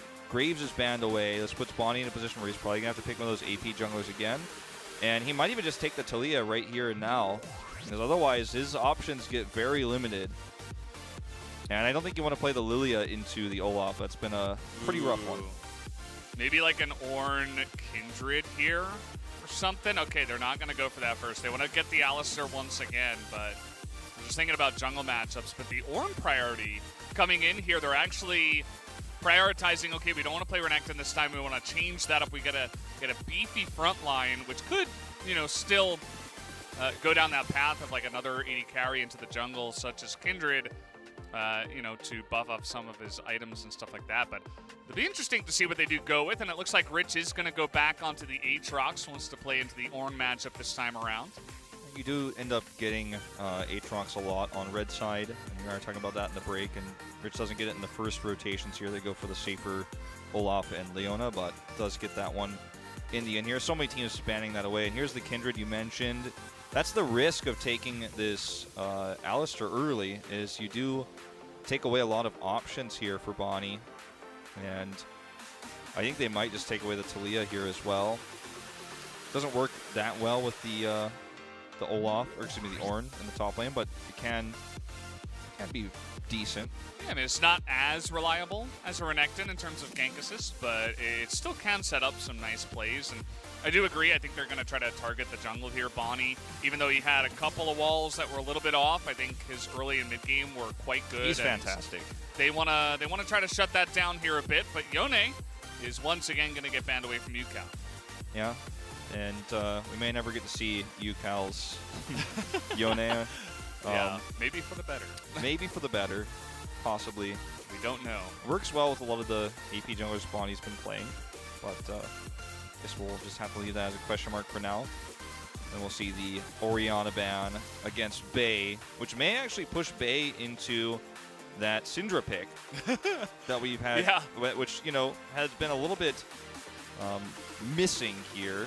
This is such a stylistic choice from KT2 because a lot of teams would never ban the Orianna here because it means that they take Syndra, you don't get the Syndra, it works against you in a meta that's dominated by 2 mid laners specifically. But they'll take it away here because that's not something UCal likes to go towards. And get to see Ezreal here for Duckdom. It'll be his first time. Duckdom just does not want to play MF. Not sure exactly why. I mean, we know he likes his Aphelios. We saw that prioritized before, but now with the Ezreal coming out here, obviously going to be pretty good against the Ornn and the Alistar in terms of just keeping them at range, pushing them away. Still could pick that Syndra last, as you mentioned, and that would be pretty fantastic for just keeping them at range. Yeah, the now 4th game for UCal on Victor, 4 for 4 of the games he's played because Sub obviously playing earlier on in that group stage. And it looks like they want to lock in Hecarim as the final pick. So there's a lot that this comp is capable of doing in the late game. Like this game for KT, they want to play it late. And we'll see the Sylas come through potentially here. It's been kind of a soft counter to Victor in the challenger side of things. The academy teams here in Korea have been playing that against Victor quite a bit. And they've got an Ornn on the enemy side too, so you have your pick. You know, you could even flex the Aatrox. They're not going to. It is rich. And as you mentioned, he can play pretty well into the Victor, but as the game comes along, there are so many amazing ults that you can take on the side of KT. I mean, 4 of them that you would instantly be like, okay, yeah, I'd love to have that. Good, yeah. So I actually really do like that Sylas pick, and I think it fits a little bit better with their comp compared to the Syndra. And I think the Sylas is going to be great at helping to keep Rich safe in the top lane in this matchup that, you know, it's really tough for the Aatrox to kind of crush, right? It's a lot, I think it's going to be a lot safer for him this game. It's going to be a lot better for him than the previous game, but Bay makes this so much easier with the Sylas pick, can rotate up, can teleport up. Swap bug. It says you don't have any friends, actually. That's what that thing is on the right side of the sad. Don't have any friends yet. Poor observer. Yeah. One day. Maybe he can make friends by observing this tournament. Maybe some of the other observers he can talk with. Of course, our LCK observers down there doing a great job. Yeah. And yeah, we're not gonna have Hecarim AD carry. No. So just another swap bug. So we'll see. We'll see how it goes when we do get into this, but yeah, I'm favoring NONGSHIM once again. I feel like there are a lot of tools that they have drafted to deal with kind of KT's composition face up after the first 3 picks. You see Kai'Sa, Ornn, Alistar, it's like, okay, like they're engaging. Yeah, they're going to try to get into our back line. There's nobody on the side of NONGSHIM, not a single person who really cares about getting full-on engaged by, you know, their entire comp. They have even the Ezreal to hop around to engage with the rest of his team, and everybody else can survive well enough. Yeah, and I think we probably will see Ezreal, you know, end up being pretty strong in the late game, and that's that's one of those things that, you know, these comps aren't. A lot of the comps, and we talked about this last time you and I cast together, sometimes in this tournament we've seen comps that are very black and white. This team is the late game team, and this team has to skirmish, and this team has to get the Drakes early, this team has to control the pacing, the tempo. But this game doesn't feel like that so much. It feels like you definitely can feel like, okay, Aatrox is really strong in the late game, and Ezreal is extremely strong in the late game, and we can get there pretty safely too. I think the Sylas pick is like extremely safe as well. You don't have a brittle, really squishy mage that you have to worry about. Even the Syndra, that was the other option, right, is like strong, especially in the late game, but I feel like the Silas allows you to control the mid game a lot safer. Yeah, it is definitely safer. You have a lot more mobility. You have a bit more tankiness, skirmishing power. Whereas the Syndra, you know, mid to late game could do a really nice job of kind of keeping everybody away. But the rest of their composition really looked to do that outside of the Ezreal. So I think they kind of wanted something that can also just go full steam ahead, can engage alongside of them. And I think we're going to have both these compositions just kind of banging their heads together a lot. So I would expect a lot of fighting in this one. I think we are going to have a high kill count in this one. But I think if neither of the teams get an early lead, like we're going to learn a lot about KT's late game play when they are running a comp that's more late game focused. Because we already know what NONGSHIM is capable of in that stage of the game. Even with a comp that's not as good at it, oftentimes they just make the better decisions. They have the better positioning. They make the better snap calls, the snap judgment in those late game fights to cut somebody off, to go in for an execution, to look for that pick. And that's what I think a lot of people really respect about late game NONGSHIM, about late game Kellen, who, you know, in the early to mid game, sometimes you see his aggressive plays like, this may be a little bit too much. But in the late game, that trade, you trade your support for one of their mid laner or their AD, and suddenly it's like, okay, this makes a lot of sense. And I mean, the ability to chase down and kill targets in the early game with this lane actually that they set up with the Duck Dump, Kellen, Ezreal, and Leona is pretty scary actually. You know, I like it a lot. It'll be interesting to see how this one does come around. As we mentioned, it feels like we could be butting heads a lot here. And it'll be up to NONGSHIM to try to dive onto the Victor, especially take that damage out of the game as he's kind of the one guy that's left alone. But either way, guys, we do have Game 2 coming up right now. Let's hop into it here.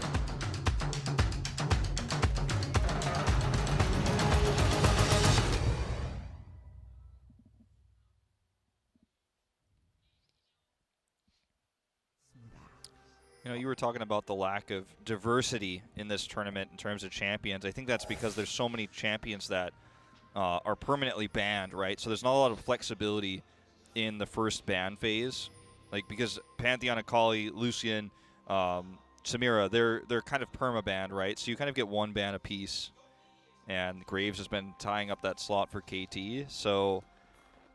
Yeah, and honestly, I think he should probably be perma-banned as well. Yeah, no, for sure. Graves is just ridiculous. He's been left open so many times. Galeforce Graves is just the most insanely oppressive thing on one item. It just feels like nobody can win that trade. He is so mobile, flexible. He can go anywhere. He can burst anyone down with insane burst with that item. It's pretty crazy, and I don't want to really see too many more Graves until he gets changed up a little bit here in pro play. Well, Kellen getting the stopwatch rune here, so you don't see that every day anymore. I actually like that though for his play style and how he's always on the wrong side of the team fight. Yeah. Well, love to see Ezreal so much these days, coming back a little bit. And, you know, there's a lot of debate early on. I saw this like on Twitter, I saw this on Reddit, everyone talking about whether Ezreal if it's safe enough for him to start tier, or if he needs to go Doran's Blade. And we've seen both, actually, in KeSPA Cup here. In this case, obviously, is going to be the Doran's Blade start. And I think part of that's because of the Alistar matchup. You know, be safe. I guess arguably you could say that Kao is easy to hit Qs into, but I like this choice in this case. I don't know if it'll ever be figured out to the extent of you have to do one or the other, which is kind of cool about the new tier. Yeah, I mean, I guess that's the idea behind it. You can also kind of fight a little bit later. We see a lot of that in the mid lane where you kind of just build towards a potential Luden's item, or not Luden's item, Lost Chapter item, and you get your tier afterwards. You get a lot of mana stacking from that, and then you kind of go into Seraph's Embrace second.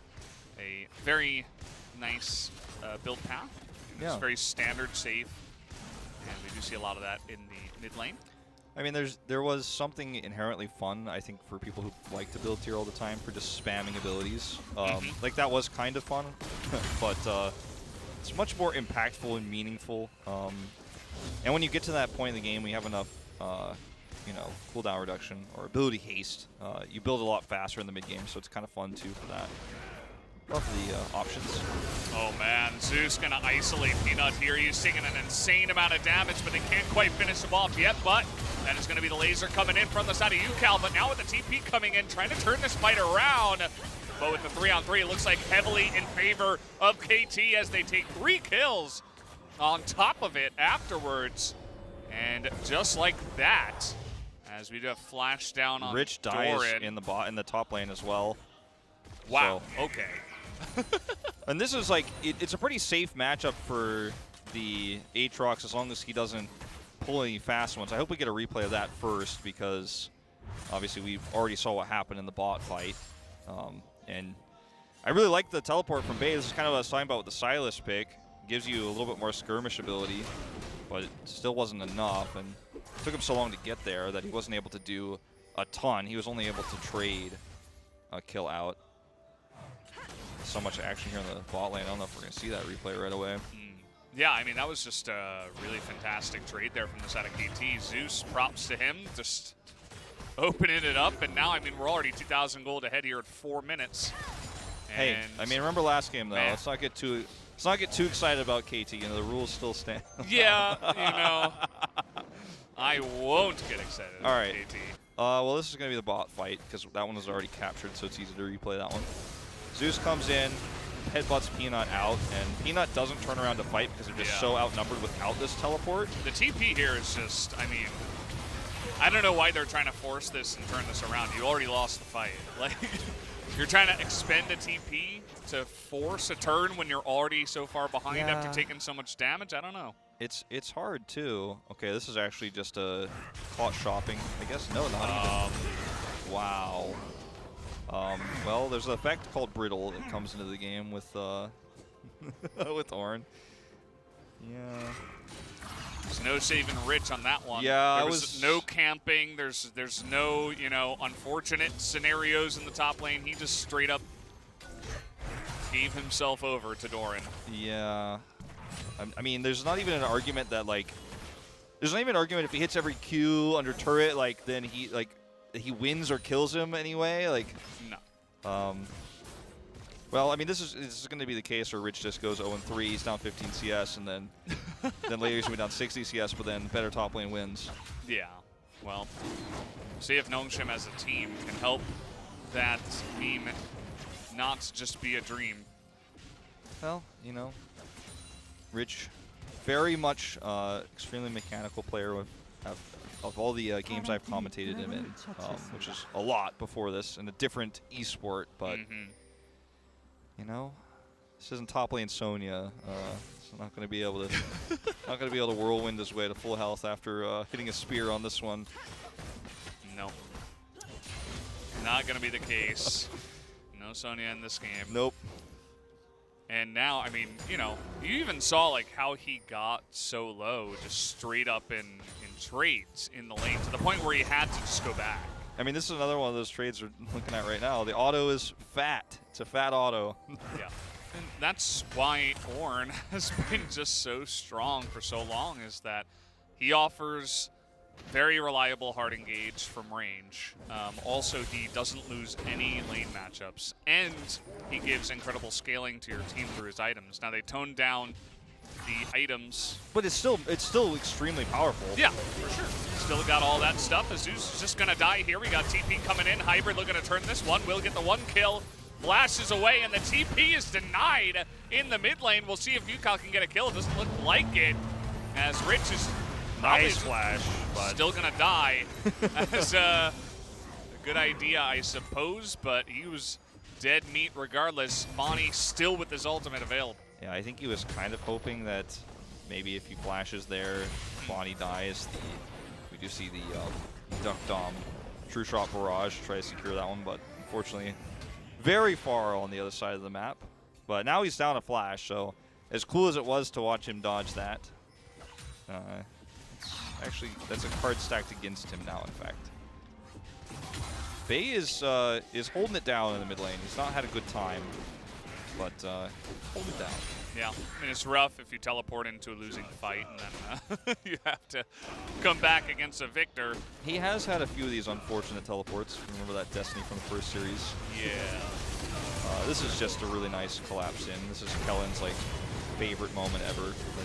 It's like he's like, yes, I'll die for a kill. That's what he's all about. Yeah. Get the Oh, couple. this actually happened. Yeah. So denial on the teleport, steals the Chaos Storm to stop the channel. It's actually a really nice play. Actually, he lives too. So we already know what happened to Rich. Whoa, what's going on here? Stealing some Undercover frogs. right now is Peanut and Kellen. I don't know if it's undercover or just straight bullying at this point. Why does that penguin have a bow tie? Does anyone know? There's no vision here. This is really a Hybrid's just, he is so dead. Yeah. All right, let's see if he can get out of this one. I mean. Yeah, it doesn't look like it. Just gonna give the kill to DuckDop completely, like. He's actually got to back away from this one. That is nice dodge. Oh, dodges the Q as well. And finally, we are gonna have our kill. It's like DuckDop's like, Kellen, I know you want to make sure I got the kill for sure, but like, you really need to make sure I get the kill for sure. Yeah. Okay, well that was a really nice mechanical showing for Hybrid, let's say.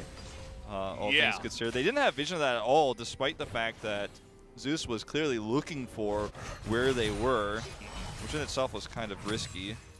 But yeah, didn't have vision there, and didn't want to lose his wave, so he was out here because the wave is pushed so far forward, which is why NONGSHIM's bot duo is here in the first place. Or I should say Peanut is here, not a duo, but.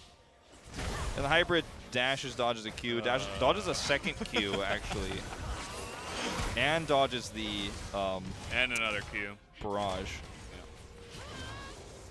Just wait until the stun comes in so I can auto him, so I don't have to miss a fifth ability.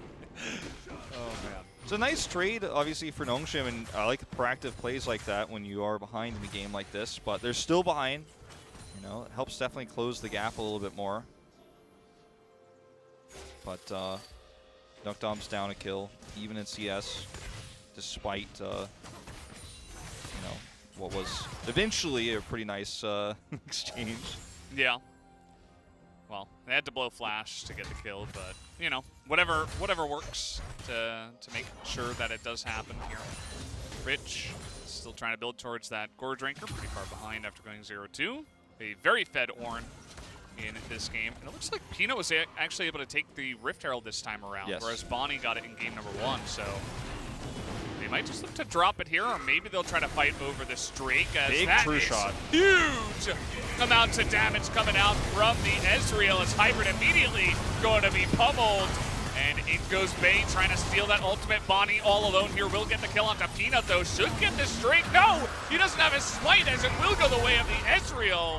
And that's going to be Doran flashing over the wall. He is really tanky, so at least he does get out. But NONGSHIM able to get in there, take a nice little fight, and get the Drake. Yeah, this was a really nice fight by them, and the True Shot Barrage is like what seals the deal almost. I mean, it looks like, okay, you're coming in, you've got control over where the Drake is. Everybody's grouped up, 4-man Barrage hits. The Solar Flare is avoided, but it actually cuts the team in half, and the fact that Hybrid dies early in this fight means that basically the rest is all locked up, and the Ornhorn, when it comes through, is unfortunately just a little bit too late.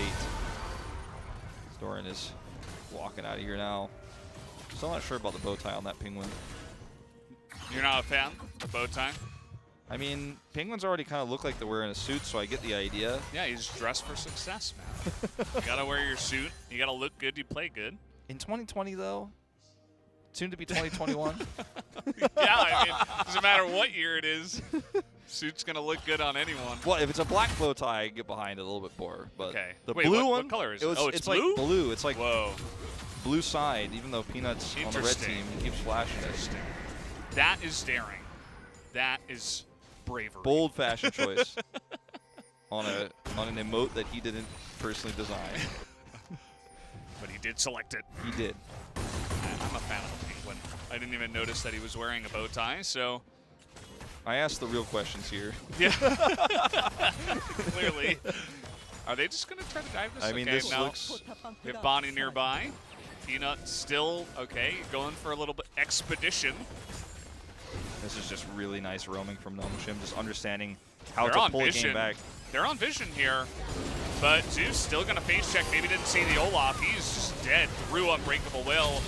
The ultimate comes down on the Hybrid. The Q will be flashed, so at least they get that. Trying to turn this on to Peanut. Now they will pick up that kill. And now Fear. Bonnie is frontlining here for Kellen.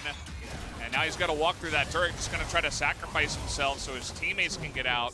Going extremely deep into that one. And actually, the shutdown for Victor onto Leona Yeah. is going to be some nice extra gold in UCal's pocket as he's now 2-0-2 with a shutdown taken. Yeah, this is, who's trapping who here is the question. Ornn is walking in, as you can see on the mini-map here, is Zeus is going to tank a ton of this damage. He dies, obviously, straight up. It's Kellen who gets the kill somehow. Hybrid lives here, has a really nice flash, and then that's when the big ult comes through from Bonnie. See the fear come, and it's a nice Ornn horn from really, really far away. Going by his time, as you mentioned. But the Ornn horn is one of those insanely strong engage tools that only gets better as the game goes on, it feels like. It's so big and difficult to avoid. Yeah, it's really nice, especially once we get into 5v5s that happen pretty consistently. Up against a decent amount of mobility on the enemy side, but still. Denying the back here, Duckdom. Duckdom's getting pretty strong. He is getting fed. He's, you know, only, you know, he's like more than 2/3 of the way done with his tier, so he's getting close to that. And still having trouble landing Qs on Hybrid, though. Maybe sometime in this game. He's very good at landing the true shot barrage. well, everybody's so good at playing against Ezreal at this point. Like, I gave all the credit to Hybrid for dodging earlier more than I blame Duckdom for missing. I know that was a bit of a meme for Max and I watching at home when all the Qs were missed from Noah the other day. Yeah, what is going on with Peanut here? He is just like, He's like, really this is my angry. jungle. Yeah, he's just, I will secure this jungle. It's mine. I mean, he is in the deepest brush that you can get to. He is all the way in the back there. I mean, he's with Kellen, and I think they were just hoping that we were going to see Zeus path through here. This is some of the most aggressive, proactive jungle control of the enemy jungle I've seen in a long time. I mean, this is going to be a turret, probably. Yeah. There's no way to stop it. This is NONGSHIM's macro. I mean, Peanut, he threatens Zeus if he passed through that way, but then he just turns this into what was nearly a turret play. And look at Rich. Rich is like, okay, well, if you're going to come down Ornn, which Doran does, he's going to get free waves on the top and look for some more turret damage up there. This is just insane macro 4-head plays, 5-head plays. Yeah, well, we'll see how this goes for Peanut. Has to pop that Ragnarok here. Bonnie goes in, but he's taking more damage than he's giving right now. The follow-up finally coming in from UCal as he is going to zap down the Leona underneath her turret. And with that pick, that is going to mean this Drake going over the side of KT, but at least we do have Rich up in the top side soloing that turret. Slightly missed time there from Babe, but he's human, you know, after all. True. You know, I just want to say, like, you know, I know a lot of people across esports, a lot of fans like to think that every pro gamer is, oh my god, that was actually really scary. Because he's still running at them, and he's like, yeah, he's Rich taunting them the whole time. This is an excellent bait from Peanut, as we'll see what Hybrid can get done, spamming the emotes on his death at the moment. Hybrid at least going to get that second kill, but a double kill as well to Rich, who is right back into the game. And man, Peanut, such a troll. He's playing with such confidence in this game. It's crazy. Well, he comes forward here and shows himself, and then, okay, this is the earlier part, right, where, you know, he's got Ragnarok, so he's not feared. He walks away and then decides that, this is the previous fight. This is the part where he just decides that he's going to walk all the way away, but this is the fight we were looking for, yeah. I was like, okay, so he wanted to maybe Smite steal that. Yeah, he had Smite. And he didn't get the opportunity to do so, but He's not afraid of anything. He tanks a ton of damage. I think he was hoping too that with the attack speed increase, he might have been able to even turn around and live there.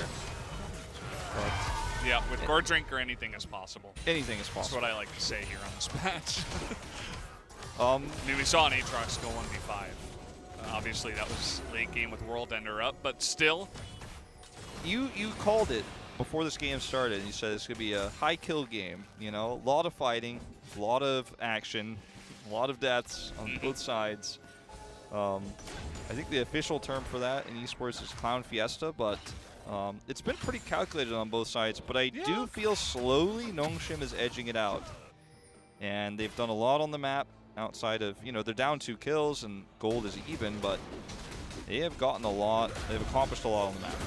Oh, nice pick here on a Kellen. He is in no man's land, but he is going to have some help from his friends. We do have the knockup from Doran, but not really getting too much damage done. Another huge true shot barrage does come in, and now everybody on the side of KT has to run away as Rich is just gigantic. Able to frontline here for Duckdom. Rich still on the chase. And you were thinking, yeah, very high value Ornn ultimate, but all that AoE damage going heavily in favor of NONGSHIM with their comp. There just wasn't enough damage follow-up. I mean, they had the Ornn Horn and the Hecarim ult coming through, and there was a decent amount of damage, but it wasn't enough. And in that choke, Duckdom again gets insane true shot damage done. And he's about to finish his stacks. He's got Divine Sunderer. And, I mean, what more can you ask for here in a fight for NONGSHIM? And it looks like KT just can't set up a fight to win, even with these 2 insane engage tools, the Ornn Horn and Hecarim coming in. Yeah. The fears, it's just, it's not enough.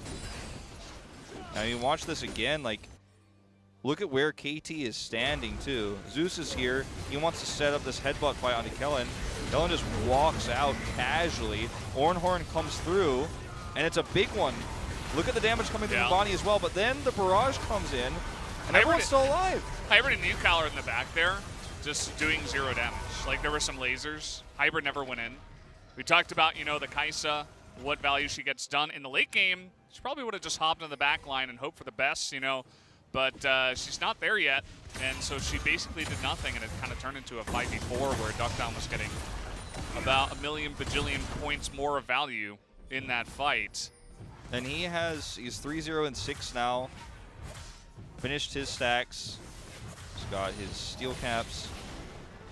I mean, he's actually building a little bit tanky here. Yeah. Which is really nice to see. Pretty interesting. I mean, if you're gonna hope to just survive through the Doran engage here, why not? I mean, he's already kind of ahead of where he would be in a normal game in terms of damage, so why not just play it safe and make sure that that momentum goes forward? Bay is in trouble here. Yeah.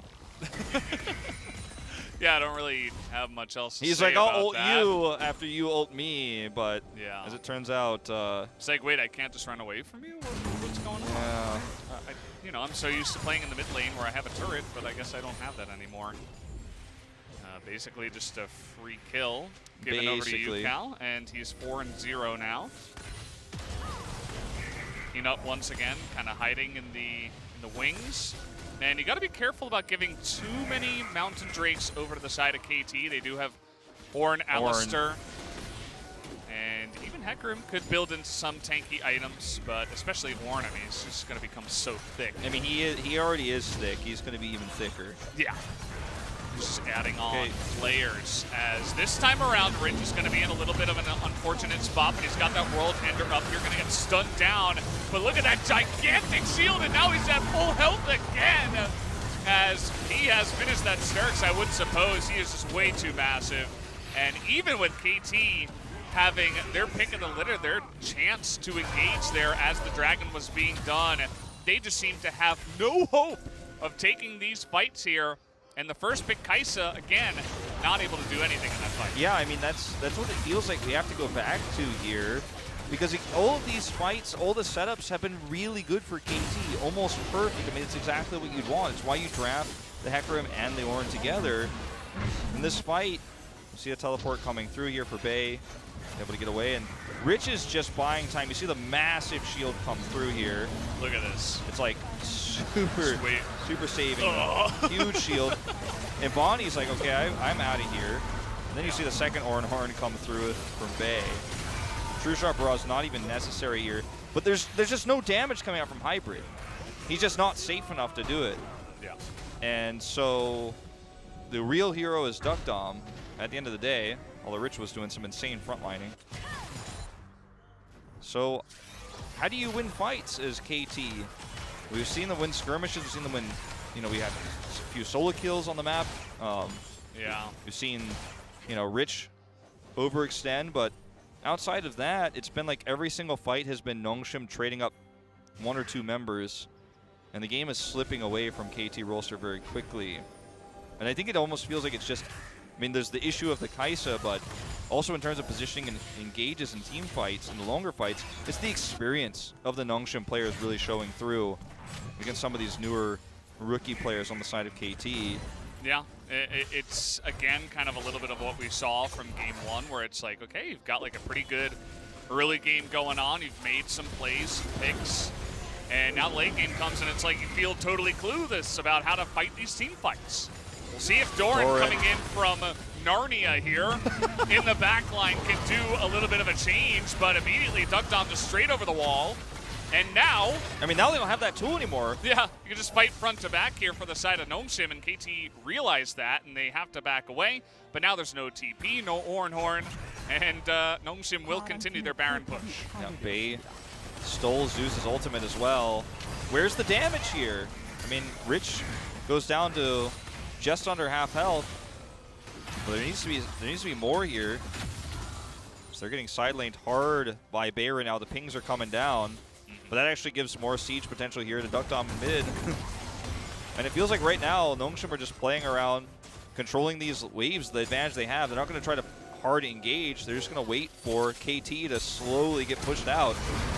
Whoa, right in the back line, trying to take down the Victor, and that's exactly what they needed to do. No hope in hell for him to survive against every single member of NONGSHIM diving onto their back line. The Victor immediately gets popped. Hybrid will live with full health as everybody else on his team dies, and NONGSHIM should easily push in here and take the game number 2 in 26 minutes. I said, you know, there's no reason for them to push. They've got the siege, they've got the waves controlled, but they saw an opportunity.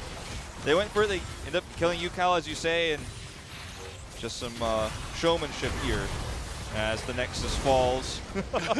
I mean, you've got an Alistar ult on your Silas, and it's Kellen we're talking about here.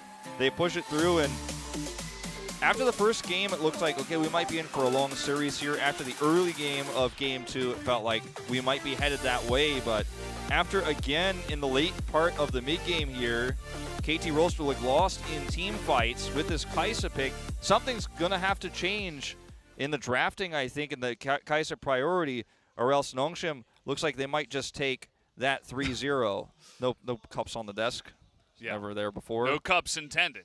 No cups intended. Yeah, I mean, it does feel like the KeSPA isn't really getting much done. I think that KT had some opportunities after their early game wins to, you know, they're not building Manamune KeSPA. They have earlier game items on her. They could have been playing, you know, front to back, find somebody and absolutely execute them, but their team fighting, honestly, is just not really on the same level as NONGSHIM. You said it before, like the experience, it feels like, of some of the NONGSHIM players is just making them look so much more calm and like a unit, you know? They know exactly when to turn and how to play, whereas on the side of KT, it's just like the house is on fire and, you know, it's like that scene from SpongeBob in his brain where, like, you know, everything is on fire in the filing cabinets. All the pages. Like, yeah.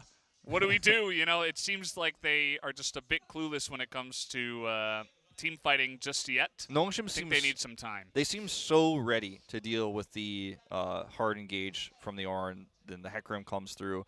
But a lot of these fights, too, massive true shot barrage. I mean, you talk about the damage that Ezreal can put out in a long fight just by autoing people and queuing towards the fight with his Divine Sunderer. But sometimes the health bars were getting eaten away by a big barrage before before you could see KT even really start to follow up on their engage. And it was almost like a defensive tool oftentimes as well. Oh, you want to come in? Oh, now your health bars are down, and I'm going to kill everybody while you're trying to collapse in on those knockups from the Ornhorn, for example. And also the really nice engages we saw from Bay on Silas after the fact, stealing away the Ornhorn, going for second Ornhorn, as you talked about in the draft, executed really well. They're not going to be able to build that team synergy or that experience to play a KeSPA draft, I think, in the rest of these 3 games, potentially. They'll have to win back-to-back to go to the finals. So maybe the drafting needs to change here. Maybe Hirai is going to have to go back to the drawing board and pull together some different ideas, because the blue side KeSPA priority has not worked out. We haven't gotten to that late game. We haven't gotten Hybrid, who's a hyper carry AD player, to get to that stage where he can pop off. We haven't seen it yet. Yeah, he really hasn't been able to do too much so far in the series. So, yeah, I think once you go down 0-2 in a best-of-5, now's the time to change things up. Their first couple of comps had a very similar flavor, and I think now is the time to move on to strawberry or something else, because the vanilla isn't working. And NONGSHIM just looked like the better team, to be honest. I feel like, we were talking about how Group A and Group B, there was a pretty big disparity in terms of the level of play. I think that NONGSHIM have battled their way through up to the semifinals, and now KT with their 4-0 record are finally facing off against a very competent team, and they're struggling pretty obviously. Damwon's 4-0 and KT's 4-0 were not equivalent. No. Not the same. No.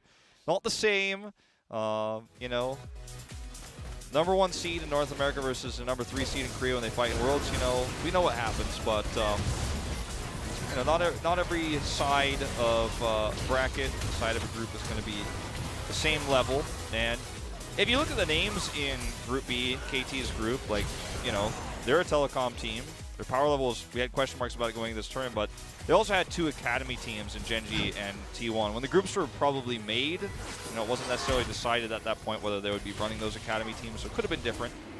But let's take a look at these highlights. We're not to talk about KT's SAG group that they did dominate. We will give them credit for that. But this is another one of those fights where it's like, okay, you see the engage tools, you see how this can work, right, for KT. But NONGSHIM just fight it out better. You're like, okay, big knockups coming through from Ornn, but then where's the damage? Where's the follow-up? It's the question we always ask. Look at Hybrid in this situation even. It's like, what are you going to do? He flashes away here. Actually, this was a really nice turn from them. Another Ornhorn. I give props to NONGSHIM Red Force as well for a really nice shutdown of the enemy jungle. Just a really heavy priority on the bottom side of the map. They said, well, Rich is 0-2. I mean, he's not really going to be doing much until this fight where, again, Peanut is just able to bait the side of KT, all 3 members, into dying here for only... Actually, Hybrid dies here or not Hybrid. Bay does die here as well. Barely. But still a good play, still a good trade. And this is the one fight where you're just like, oh man, if they can't win this. Yeah, if you can't win this one, where you look at this huge knockup. Watch KT's backline. And then, Hybrid's like, I'm just going to walk in and keep. There's just nothing happening here.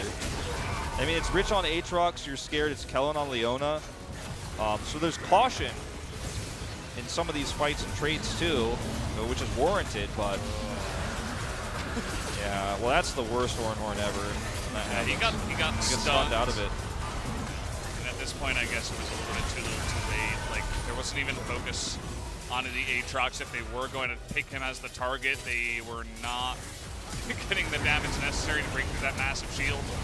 I mean, UCal and Doran, the 2 veterans on this team, are the ones who are doing the best, right? I mean, we're seeing Priority go to the top lane, ganks against Rich. Doran's capitalizing. He's doing very well up there. His engages were also really well done in these fights. You see UCal as well doing massive amounts of damage. I mean, look at the chart. It speaks for itself. I mean, he's Victor. That does start to add up, but UCal's having good games on the Victor. He's played only Victor this tournament, and that's not the issue here. That's not the problem. It's just what happens in these fights with the AD. The questions are around Hybrid and this really, really aggressive first pick KeSPA. And Peanut got his Olaf this time, and they were totally down to just Ezreal bot lane. Play the Silas as well. And when you have the Leona, it's tough to get ahead early as hybrid. Yep, pretty rough here. We'll see if KT can come back, or will NONGSHIM just be able to close it out 3-0. We'll be right back, everybody, after this break.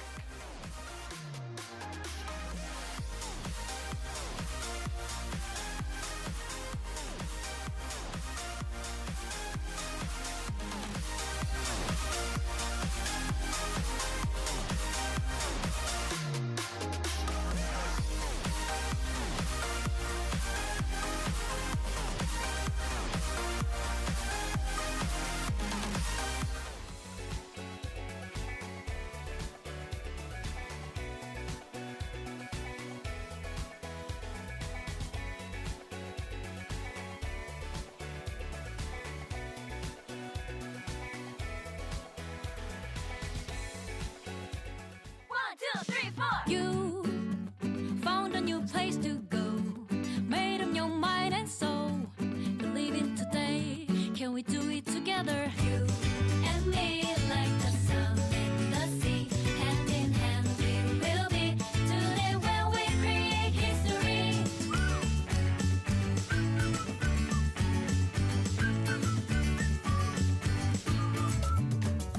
The Rising City, 울산. 이곳은 정원입니다.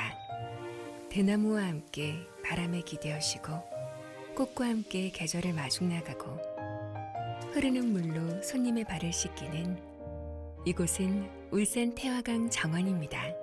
계절마다 귀한 손님을 맞는 자연이 만들고 울산이 가꾼 정원. 이제는 온 국민의 정원, 울산 태화강 국가정원입니다.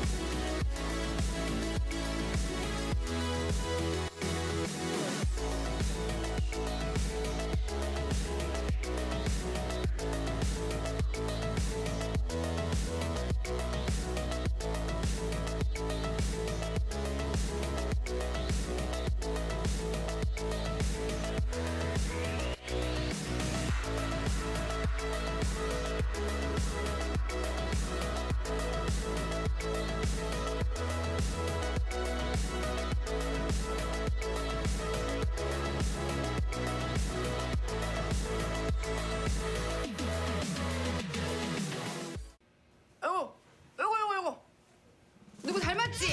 어? 장인어른. 큰 소리 뻥뻥 큰 소리 뻥뻥 원생각은 자신감으로 오래가면 10 1, 2, 3, 4. You found a new place to go, made up your mind and soul. Believe in today, can we do it together? You and me, like the sun and the sea, hand in hand we will be. Today when we create history.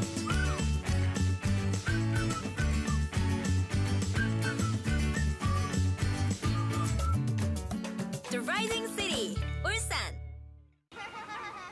이곳은 정원입니다. 대나무와 함께 바람에 기대어시고 꽃과 함께 계절을 마중나가고 흐르는 물로 손님의 발을 씻기는 이곳은 울산 태화강 정원입니다. 계절마다 귀한 손님을 맞는 자연이 만들고 울산이 가꾼 정원. 이제는 온 국민의 정원, 울산 태화강 국가정원입니다.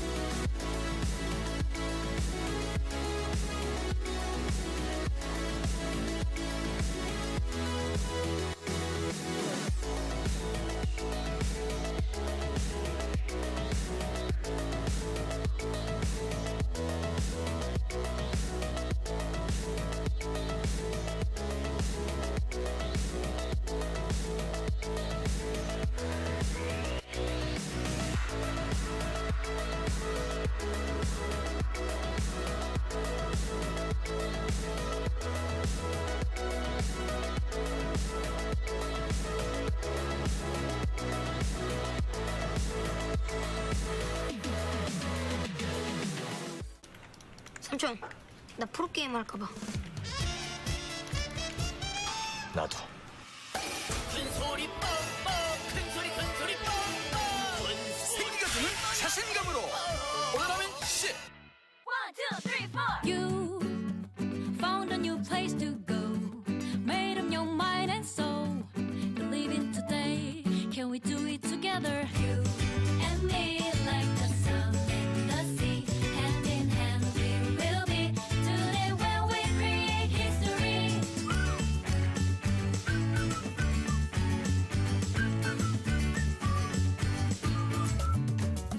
The Rising City, 울산. 이곳은 정원입니다. 대나무와 함께 바람에 기대어시고 꽃과 함께 계절을 마중나가고 흐르는 물로 손님의 발을 씻기는 이곳은 울산 태화강 정원입니다. 계절마다 귀한 손님을 맞는 자연이 만들고 울산이 가꾼 정원. 이제는 온 국민의 정원, 울산 태화강 국가정원입니다.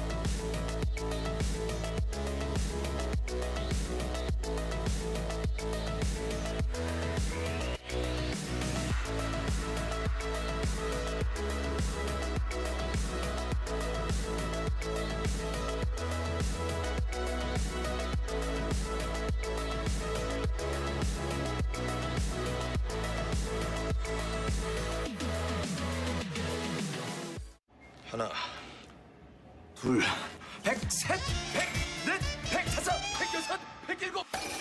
큰 소리 뻥뻥 큰 소리 뻥뻥 생기가 주는 자신감으로 오늘하면 10. 1, 2, 3, 4. You found a new place to go. Made up your mind and soul. Believe in today. Can we do it together? You and me like the sun and the sea. Hand in hand we will be. Today when we create history.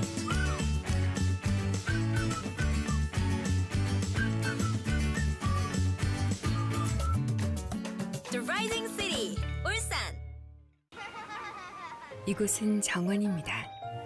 대나무와 함께 바람에 기대어시고 꽃과 함께 계절을 마중나가고 흐르는 물로 손님의 발을 씻기는 이곳은 울산 태화강 정원입니다.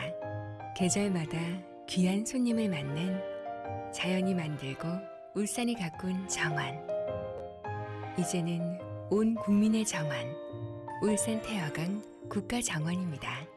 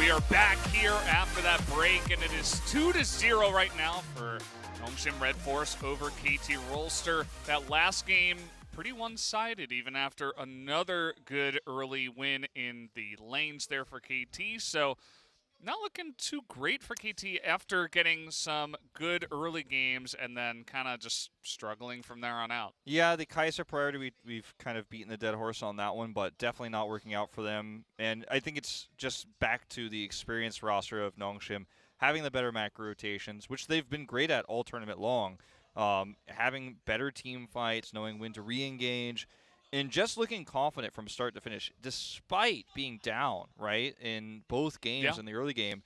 The 4-kill for 0 turn they had in game 1 after Rich died solo twice. There's moments like that where you see this team doesn't get phased, doesn't get tilted, doesn't get affected, understands how to use their comp, understanding how to control vision and look for good team fights. The KT, on the other hand, really know how to control the top lane, right, but it's the bot lane, the KeSPA matchup, where they're not getting owned in lane, but it's the less we're seeing way less impact, right, on this side. Whereas you're seeing NONGSHIM just pick Leona both times and hard engaging, looking clean, and you're always seeing damage coming out from Duckdom, no matter what. Yeah, he was looking pretty good on that Ezreal. I actually really liked that selection for that draft.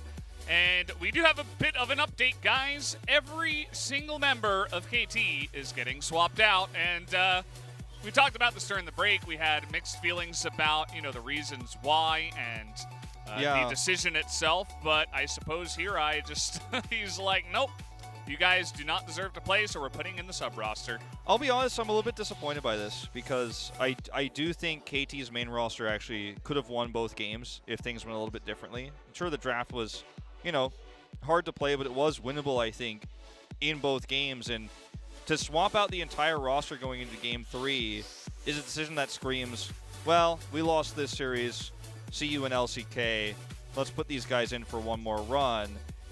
And even though this roster did well in the group, undefeated in fact, and I think Rebel and Noah were the big standouts for me. I think a lot of people are looking at Gideon as well. I don't think this roster beats NONGSHIM at all. And I don't know if this swap is happening because they think this roster will beat NONGSHIM either. And that's sad for me because I wanted a Game 4. I wanted maybe a Game 5. And I feel like we're not going to see that anymore. Yeah, I would agree. I think this is the decision that brings us the farthest away from that possibility as possible. And yeah, regardless of the decision, or the reason rather behind the decision, it is what it is, and we'll see if maybe they can pull off a big upset here, because after bringing in the subs, definitely will be the underdog team coming into this one, as we'll also have to see how the draft does change up here. They're not going to let Rich get Aatrox again. So already a change up in the draft massively here with the Aatrox ban. That's going to force the Pantheon red side ban here, and they can actually take Graves very likely here, unless NONGSHIM is going to ban that over the Pantheon, which will be the first time Pantheon gets through. I don't think this will be a tournament first here in this third game of the semifinals. And there's the Akali removal.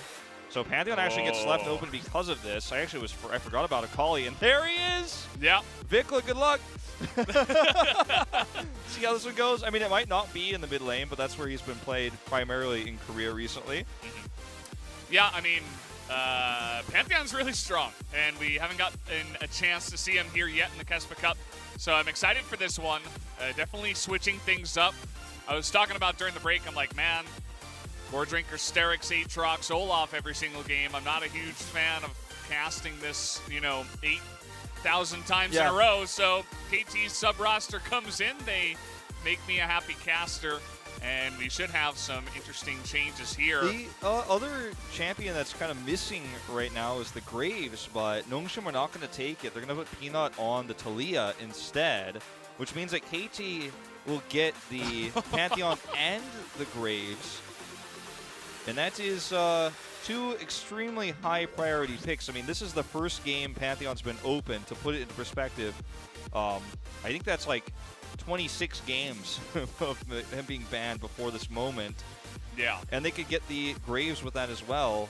Extremely powerful. And the priority goes back to the KeSPA, actually, on NONGSHIM's side. I think the execution with Duckdom on KeSPA and the experience he has on the champion even in this tournament make a lot more sense than what we were seeing previously with Hybrid, unfortunately. So those things are not equivalent, the priority here, and they'll even take the Alistair. So this looks very familiar to a KT draft that we had in Game 1. Yeah, the Thresh coming in, that priority is pretty interesting. Maybe Rebel wants to give that a shot. We saw, actually, that same lane with Duckdom and Kellen. Actually, they played the Thresh Aphelios in the group stage to great success. So, seems like a kind of older school popular combo. Orianna removed here. This is also getting a support early. We don't want to have a hard engage like the Leona necessarily with this draft. You already have strong engage Pantheon. He could have been the support, but not played that way, like I said, right now in Korea. Allows you a little bit more flexibility. Yeah, might be looking at him jungle. Definitely NONGSHIM given some respect to the idea that he might not be in the mid lane. And yeah. The Ornn is going to be taken away from the side of NONGSHIM, so they don't want to give NONGSHIM their comp that they were trying to run for 2 times in a row with their main roster. Is Lilia also going to be taken off the board here? Yeah, it looks like NONGSHIM is just kind of trying to take away the more common remaining picks for the jungle and mid lane with the Talia and obviously Olaf banned. Yone taken away once again here from KT. Just do not want to deal with it. Works well with the Talia like we talked about before. Duckdom in the driver's seat now, but obviously already has his bot lane locked up. The question becomes now what we see in mid. Syndra, the safe option. Zoe, going to be great for Siege, and that's what they will go with. A lot of teams would have gone the Victor here, and even left open Bay's not going to take it. Yeah, and after the entire draft, Graves is still available. Yeah, it's like they're giving KT the best chance to to potentially win. I mean, the way this draft is going. It's almost as if, I mean, this isn't what's really happening, but it almost feels like in another world, like this is KT disrespecting NONGSHIM, saying, all right, we're going to bring out our fun roster. Like, you already want this. This is NONGSHIM going, okay, good luck with it. We're going to give you all the tools, and we're still going to beat you. We'll see the Galio support locked in here. Yeah. Well, very likely. The Galio mid with the Thresh. Right, sorry. And so I guess Pantheon up to the top side. And we might be seeing that up against a Gangplank here. Oh no, is this Rich 05 Gangplank into winning the game again? Maybe, well, he swaps over to the Jace. It's going to be, I think, a much better option. Ooh, Volibear. Ooh, the Volibear is nice. Yeah. Pretty interesting there. Second one of the tournament. Yeah, pretty nice. Not going to be amazing into the Pantheon, but it's really on Peanut, right? If Peanut ends up roaming up here a lot, there's definitely a lot that Rich can accomplish. And given the Thresh pick and the Galio mid, I do think that that's where he'll be going most of this early game. There's not much to say about this draft in terms of what it means necessarily yet, because it's our first Pantheon game, and I think there's definitely been a little bit of, we don't like to talk about this too much in esports, but the fun element, you know, of what's happening in a preseason tournament here with KT swapping their whole roster. The fun element is kind of flying through the screen. If you don't look closely, you might miss it. If you try to overanalyze this draft, I think. We'll see.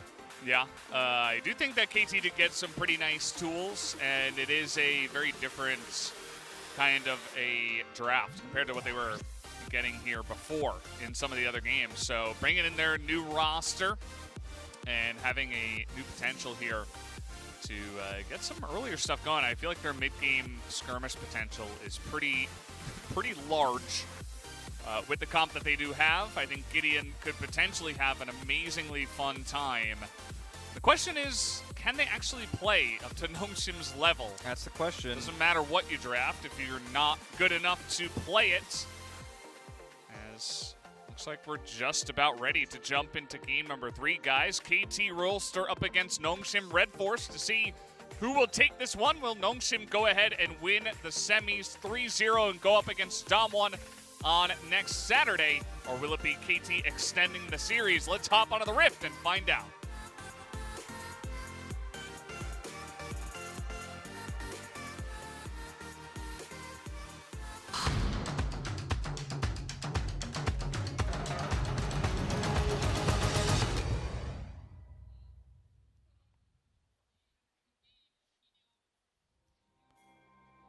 The Galio pick, you know, has been played a lot into double tank, usually the Alistair. It's been played as support primarily. I mentioned it earlier at the beginning of the broadcast, but 1 in 6 currently in KeSPA Cup. So even though the idea of the taunt deterring this extremely heavy front line is good, it hasn't worked in practice. But it was picked even before, if I'm not mistaken, the Volibear came through. And I think Renekton was up, so that could have been another option they went with, if I'm not remembering incorrectly. Renekton was banned in, it was the second ban on red side. Oh, okay. So NONGSHIM took that one away, that potential. Well, that's the one that's normally paired with the Alistair, so some, you know, improvising here from Rich. And NONGSHIM take the Volibear instead. And yeah, you get to see your variety of champions you were wanting, you know? Yeah, a little bit, you know. Miss on the flay there, not going to be too much of a difference. I'm just going to step up and try to hit level 2 first, which they should with the KeSPA. Just the way things are going to go down here. And yeah, it's pretty interesting to see Bay hopping onto the Zoe blind as well. The Galio pick, kind of a defensive pick into the Zoe. As here comes Gideon. Yeah, he's coming aggressively here. Down a level. Peanut. Yep. Just gonna sad be standing there in the brush. Yeah. Emoting. It's bad. That's a common occurrence though, this matchup so far. Vikla wants more with the lane shoved a little bit, but he was thinking maybe he could get a Q down, steal some of those popcorn chickens. Well, Castle gonna get the stun here, but I don't think you can push the issue any further. As Rich is like, oh man, Peanut, I don't know if you're gonna come up here if Castle keeps trailing me like this. Might not actually, might not be the strong side for the jungler. Peanut had already gotten one of the scuttles. He's going to cross over and try to get the other one here. Yep. Surfing in. Yeah, it's pretty good to. It's pretty easy to pick these up as the Talia. And because Gideon went very aggressive onto the enemy red buff, he can pick up his third buff, the blue, on his side of the map, so he doesn't necessarily want to be super aggressive and try to get the scuttles and 3 buff the enemy jungle. So that's the trade-off, right? You want the safe gold on your jungle after being aggressive, and that means Talia can just zoom down and take it. His emote game has been so on point tonight. Blue bow ties. Oh, Pangu and B, best partnership. Gideon is back in here. He says, well, you have 24 CS. I know you got both scuttles. You probably didn't take the Krugs. Let me just hop in here and take him down. Smart maneuver from Gideon. Snagging those away. So a little bit of pressure potentially onto Rich. After this, there's a timing for this. But he's at full health. And I don't think he can actually make a play. I mean, Graves, there are limits to his power, you know. He's considering it. But I think they're going to need to do a little bit more than what they've done so far here. Make this happen. Teleport. Yeah, they do have the teleport coming in here. Looking to get that damage down onto Rich as the taunt is going to be dodged here. Gideon taking a ton of damage, but Rich will eventually go down. As the KT Rolster emotes do come up with the first blood. Peanut's going to help push this mid lane and try to get some back from the farm, but that's a nice little gank early here from KT. Yeah, that's the that's what they needed to force that to happen. They needed a teleport, and Rich will head straight back into lane. But Zoe gonna do a little bit of damage in the mid lane. You don't, you know, crush turret plates as Zoe in the mid lane enough to get a little lead. So Takes some time for her to do damage to anything with auto attacks. So as you can see, ends up being pretty fine for Vikla, who's not going to even lose that many minions. He's pretty behind, however, in that regard, but nice assist gold. Yeah, just trying to be proactive with the Pantheon here, as you see the setup happen. Teleport is just spot on as well. There's not much he can do. He's nearsighted. Auto. Gideon has to get out of there, otherwise dying turret aggro, but tanked enough. So. Okay, looks like Rich just gonna die again. Yeah. Oh, okay, with the teleport, actually, he will survive. So Bay gonna trade his teleport this time to save a life. Trade one teleport. Donate a teleport today. Save a Rich. Just one teleport per month can really make a difference in your top lane. Seems that way. I mean, Rich has had he has had some really tough times in this tournament in the top lane. Some poor times. Yes. Twitch chat's favorite moniker for Rich when things aren't going well. And yeah, I mean, I don't know how he manages to lose lane every single time. It's definitely something is going on up there. It's I mean, there's a lot of commitment to punishing him because of this trend. I think it's a problem that begets a problem, right? He plays aggressively. He does get a lot of jungle aggro as a result, and gets behind. People commit more. At least that's been the story of this tournament for him. Peanut trying to take this opportunity to sneak the Ocean Drake away, and there's not. I mean, there's no vision around this Drake, so I think he will just simply get away with it. Even though Gideon was very close by. So again, one of those macro things for NONGSHIM, and the way they've been playing their jungle with Peanut the last 3 games has been more farm-oriented and more passive. So this is no different. This over to Bay.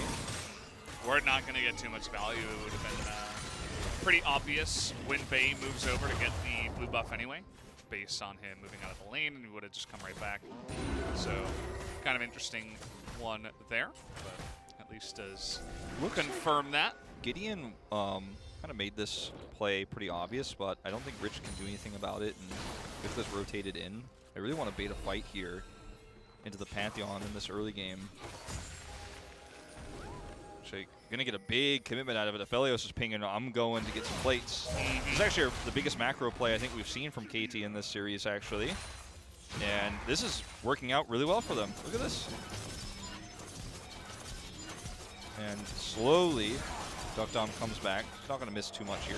This could have been disastrous if they overcommitted. They could actually dive him. I don't know if they know exactly where the Alistair is. They're going to be careful, and there's no reason to try to force that. But yeah, big maneuver up on the map from NONGSHIM, trying to get some plates. They do get the one.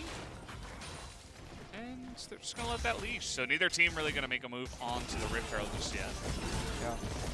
It's actually a really cool response from NONGSHIM, but they didn't overdo it. So there's the commitment. Wow, we're getting the box down here as popping in is Noah. Easy lantern to get him to safety. And just like that, Kellen just going to disappear off the map incredibly easily. They did make that look as Rebel just steps forward, gets the grab, and no level 6 for Kellen means that he is a dead cow. Yeah. Aggressive play. They didn't go for the dive on the Duck Dom, but waited for this moment there with the box, as you mentioned. The Drake is not up for a while, so all they can get out of this is obviously the gold and the plate and a little bit of Drake control. Not even all of it, but still small victories here. KT has been pretty macro-focused this game, though. You'll see the Herald go down. Meanwhile, as the replay comes through, Rebel, I've really liked his play in this tournament.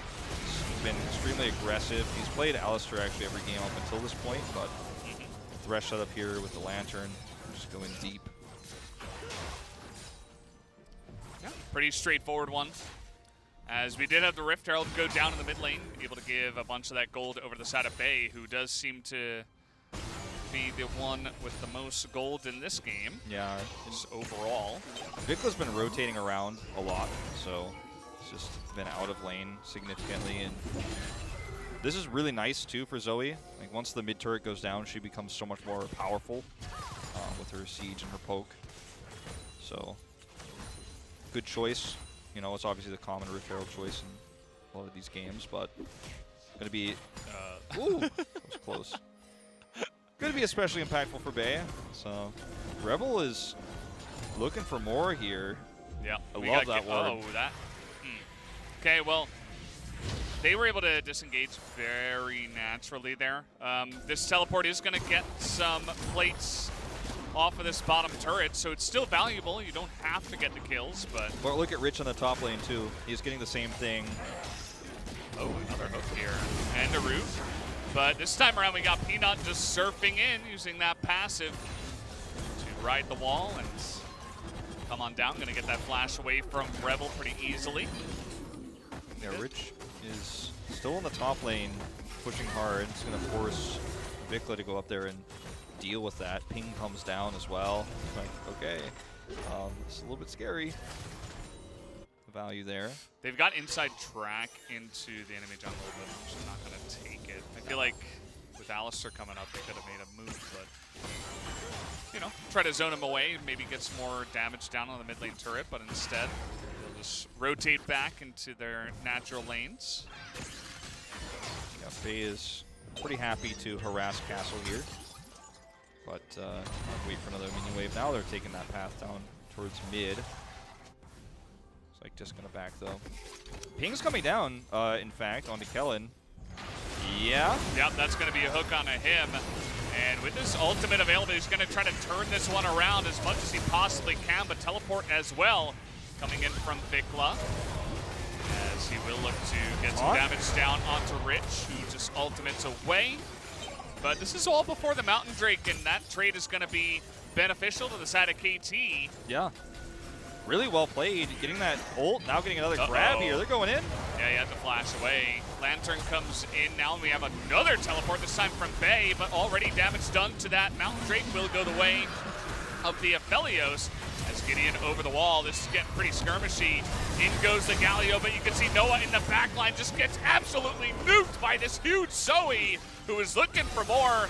A little bit late there on the flash over the wall, but still the chase will continue, as it always seems to do with this Zoe, who does pick off another kill. Sad ending here for Vikla, I think. Yeah, he's going to go down as well. Make that 3 in favor of NONGSHIM. They don't get the Drake, but they do wipe the floor with KT. And KT seemed so interested in making sure the Drake went to them instead of abandoning it and taking the fight instead, despite the positional advantage they had. This is back to that Kellen pick, which is what started this all off in the first place.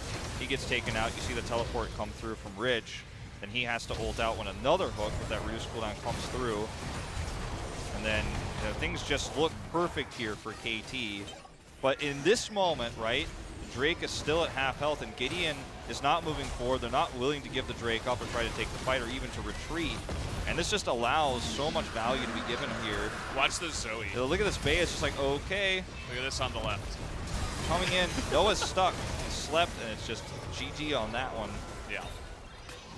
And everybody else is taking so much damage, just getting poked while the Drake was going on, as you mentioned. Castle as well, just like Pantheon ults, and he's like, wait, where'd everybody go? Yeah. He was backing after the trade in the mid lane, so he was just kind of absent the entire fight. So this is a really proactive KT Rolster, though. This roster they're fielding here, the second roster. They're making a lot of aggressive plays. They're looking for missteps on the side of NONGSHIM. Like, I really appreciate how Rebel has played this Thresh so far. And they're not just sitting back and trying to play safe. They're trying to take small macro advantage. We're seeing aggression in the bot lane. The Drake take after that pick was the right play on paper, but it was what happened after that. or as it was being taken, that cost them the fight and brings NONGSHIM back into the lead. Uh-oh, Gideon caught out here. This is going to be what looks like a free kill. Do they have the damage, though? He'll used, and he will have to flash to pick up that kill, but, you know, you'll use both summoners just to pick up a kill and get it onto your 80 carry. Now 2-0 and 2 is Duckdom. Yeah, and he went for the faster, hold that thought. Yeah, Castle here, getting kited a bit by Peanut, flashing in though, and that is going to be the kill. Where was Rich pretty late to this fight, as I think Peanut was expecting some help, which is why he stuck around in that one, but yeah, just kind of left him out to dry as Bay here throw down the bubble and walk away. Yeah.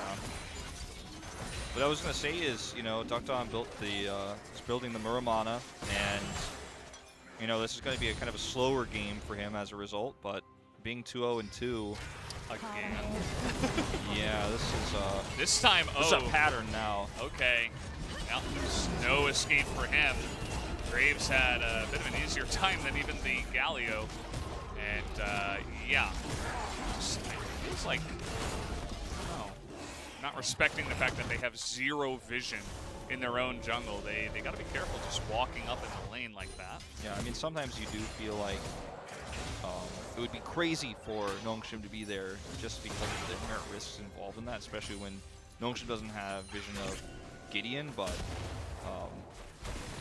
yeah, definitely very much overconfident. You know, being like, oh yeah, this is why Pantheon is banned every game except this game for some reason. What's going on? I mean, if he didn't flash, I think Peanut actually had the ability to 1v1, and also, you know, Rich. Okay, Zoe just the fastest unit in this game. Like, Pantheon is going to throw up that shield. Right before the sleep, and now the entrance comes through. Bay Nice disengage. Bay was going supersonic in that one. As now we've got a bear on the run. Will be able to ult over the wall. In goes Rebel. He's got a lantern over the wall, and Graves, of course, will be able to get over. How is he not dead yet? He's still getting in there. He's still fighting. 1v3 somehow. Duckdom says, oh yeah, why is Pantheon in this game again? I don't know. Forgot about him. Yeah. We were having a fun time in the bot lane, but now I see that there is, in fact, a Pantheon. Kraken Slayer's done for Duckdom, so perhaps getting a little bit excited towards KT. Sorry, I'm a new League of Legends caster. I should have to use the KT excited thing a lot. Let me know if I'm overusing it. No, it's good. It's great. It's fine. Rift Herald. Maybe Atlas is fuming at home by himself. Sure, no doubt. That's okay. Yeah, and he's been fuming sitting next to me in the seat you're in right now a few of the casting days. Double charge here for the Rift Herald. Getting quite a bit of value done. And KT have had a, you know, they're behind in this game and there have been some issues. Uh-oh. When you roll that redemption, you got to use it. Yeah. It's a good Zoe right there. There have been some issues in terms of KT overextending or not showing respect in the side lanes, but they have been really proactive. And when you think about what this second team could be capable of with the confidence level they have right now, with some mechanical skill that will come with time, as it always does with newer rookie players, you know, feels like this team could be terrifying. Maybe not in 2021, maybe not in 2022, but these players individually down the road. Yeah, I mean, you know, you're mentioning down the road. I mean, Vikla was born in 2003. Gideon also 2003.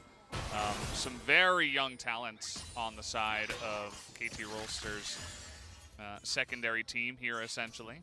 So, give it time.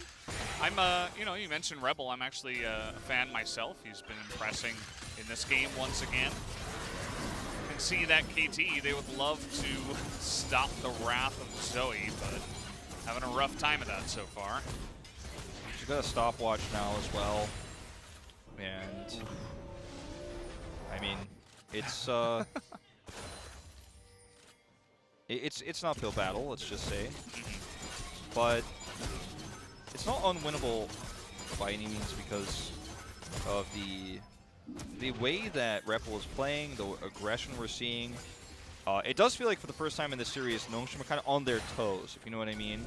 They're certainly having to play a tough game here. Teleport coming through. Dom, what's going on up there? We said the teleport coming in from Rich. He's going to get burst down with no follow-up on the side of NONGSHIM. As they were poking him down pretty nicely, you could see that Bay is getting in there. Now going to try to... Stopwatch is out early. What was that? Goes in, takes way too much damage. Here comes Pantheon, in he goes, and Kellen trying to frontline here for Duckdom, but it is not going to be easy up against that Pantheon. That is just ripping them to shreds, as that was really close. That was close. I mean, these are the kinds of mistakes that KT is constantly fishing for. I mean, you show one moment of weakness, you show just one overextension, and they pull the trigger. This is the style of play we needed when KT was ahead in the last 2 games. I take back everything I said about, well, this roster swap means I guess they're just not trying to win this series, but it feels like they're trying harder than the first 2 games ever were in terms of where they're moving on the map, how aggressive they're playing, how confidently they look for picks. As, you know, Duckdom is way out here. Doesn't even auto that. He's like, oh, okay, I see, this is a bad situation. Rich comes in with a teleport to try to save him. Is instantly blown up. Nobody else can rejoin here because of the box, and Vikla actually using that entrance for safety. Didn't even need that to use that way. And this is Bay just hoping he can get a pick on a Rebel. Can't blame him for that, but does have to use a stopwatch. He'll get out. Clock comes down.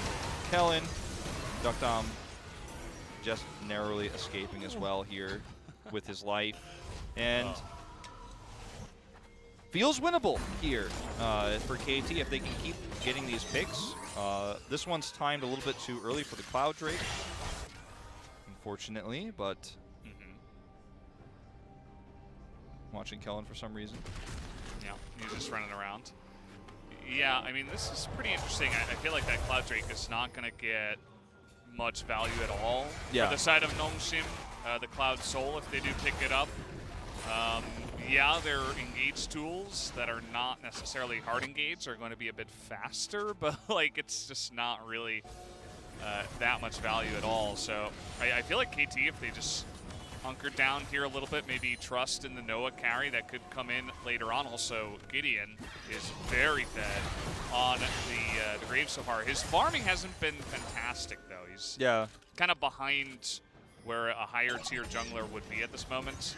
But he's still got the kills. He's got the kills. He's got the Gale Force completed, which is what makes him fully complete as a top tier jungler, you know? Yeah. Just made that Gale Force and transform. He's like, oh, like, I have 2 dashes now. Yeah. You know, the ult cooldowns that come in on KT's side, if they get that Cloud Drake, are quite significant. You know, Pantheon, the Graves, and across the board, really, even for Rebel, be pretty significant. Gideon got that Gale Force, you know, he's complete now, like I said. They weren't even going to go for Vikla there. He just popped out. But, you know, this is what I love about what KT is doing, is they just, no holds barred, no risk, no chances taken when they're in a dangerous spot, and all risks taken in an aggressive spot. They're all just backing on the same word. That's a recipe for disaster. How did Duckdom miss that? They were standing still. Oh, yeah, no. Well, I mean, not like he would have just gone in 1v4, but this is, well. You know, if a fight was opened up by an Alistair. Need I read you the KeSPA win rate again? He is pretty fed, you know, who knows? He's had some good series here. They can't Baron off of this back. There's just not enough time there. But they clear away the vision, which was already basically theirs. There's definitely some mistakes that have been made in this game that are easily fixable. You know, you play a bunch more scrims. You go back to the drawing board, you hammer out some of those bad habits that we're seeing from, you know, just unpracticed or, you know, newer pro players. And this secondary KT roster is actually pretty good. Yeah. Like, yeah, I wouldn't mind seeing some of these players come in every once in a while when things aren't looking so good for the side of the main KT roster. I might want to some tight contracts on these guys. If they're not going to play on the main roster, it might go elsewhere. NONGSHIM going to grab another turret. And Bay is threatening the spot lane. Turret as well. Kellen can block anybody from prevent anybody from stopping this. So grabbing 2 turrets, and unfortunately for KT Rolster, they haven't grabbed any objectives during this. They've just kind of been playing passively, which is the opposite of how the early game has been, but they're really showing NONGSHIM's late game prowess some respect now with both items completed now for DuckDom. He is terrifying. Horizon Focus is done for Bay. What happened? I was reading the items. He tried to rocket belt last, hit the cannon, and he missed. Oh. I mean, he hit, but he did it too early. So. He mistimed it. Yeah. Thankfully, it doesn't have that long of a cooldown, but still looked a little bit silly. It looks like Castle's trying to decide what he wants to do here. The fight that will happen is a bit too far away. I think the side lane. He's clearing vision. He does ping that he is going to go side lane. Yeah, I mean, he's got teleport and he is Pantheon, so there are options. They don't have that many backside wards like in the enemy jungle for like flank teleports or anything, but you could definitely put on some pressure in the side lane as the Pantheon, just adding to part of the reason why Pantheon is so good. He does commit to it, and NONGSHIM just aren't. I mean, they can't pull the trigger on Baron yet. So I'm gonna send Zoe to the top lane. It's very much a lull state here, but it feels like KT should have been more vulnerable in this moment to a potential Baron setup or one of those fights right in this moment when DuckDom has got that big spike. But it feels like, in fact, KT is getting a little bit of value in the side lane, and they get to walk away from this fight. And KT is certainly, I think, happy with the situation they're in, all things considered. And there's the back coming through from Castle. Hashtag winnable, you know?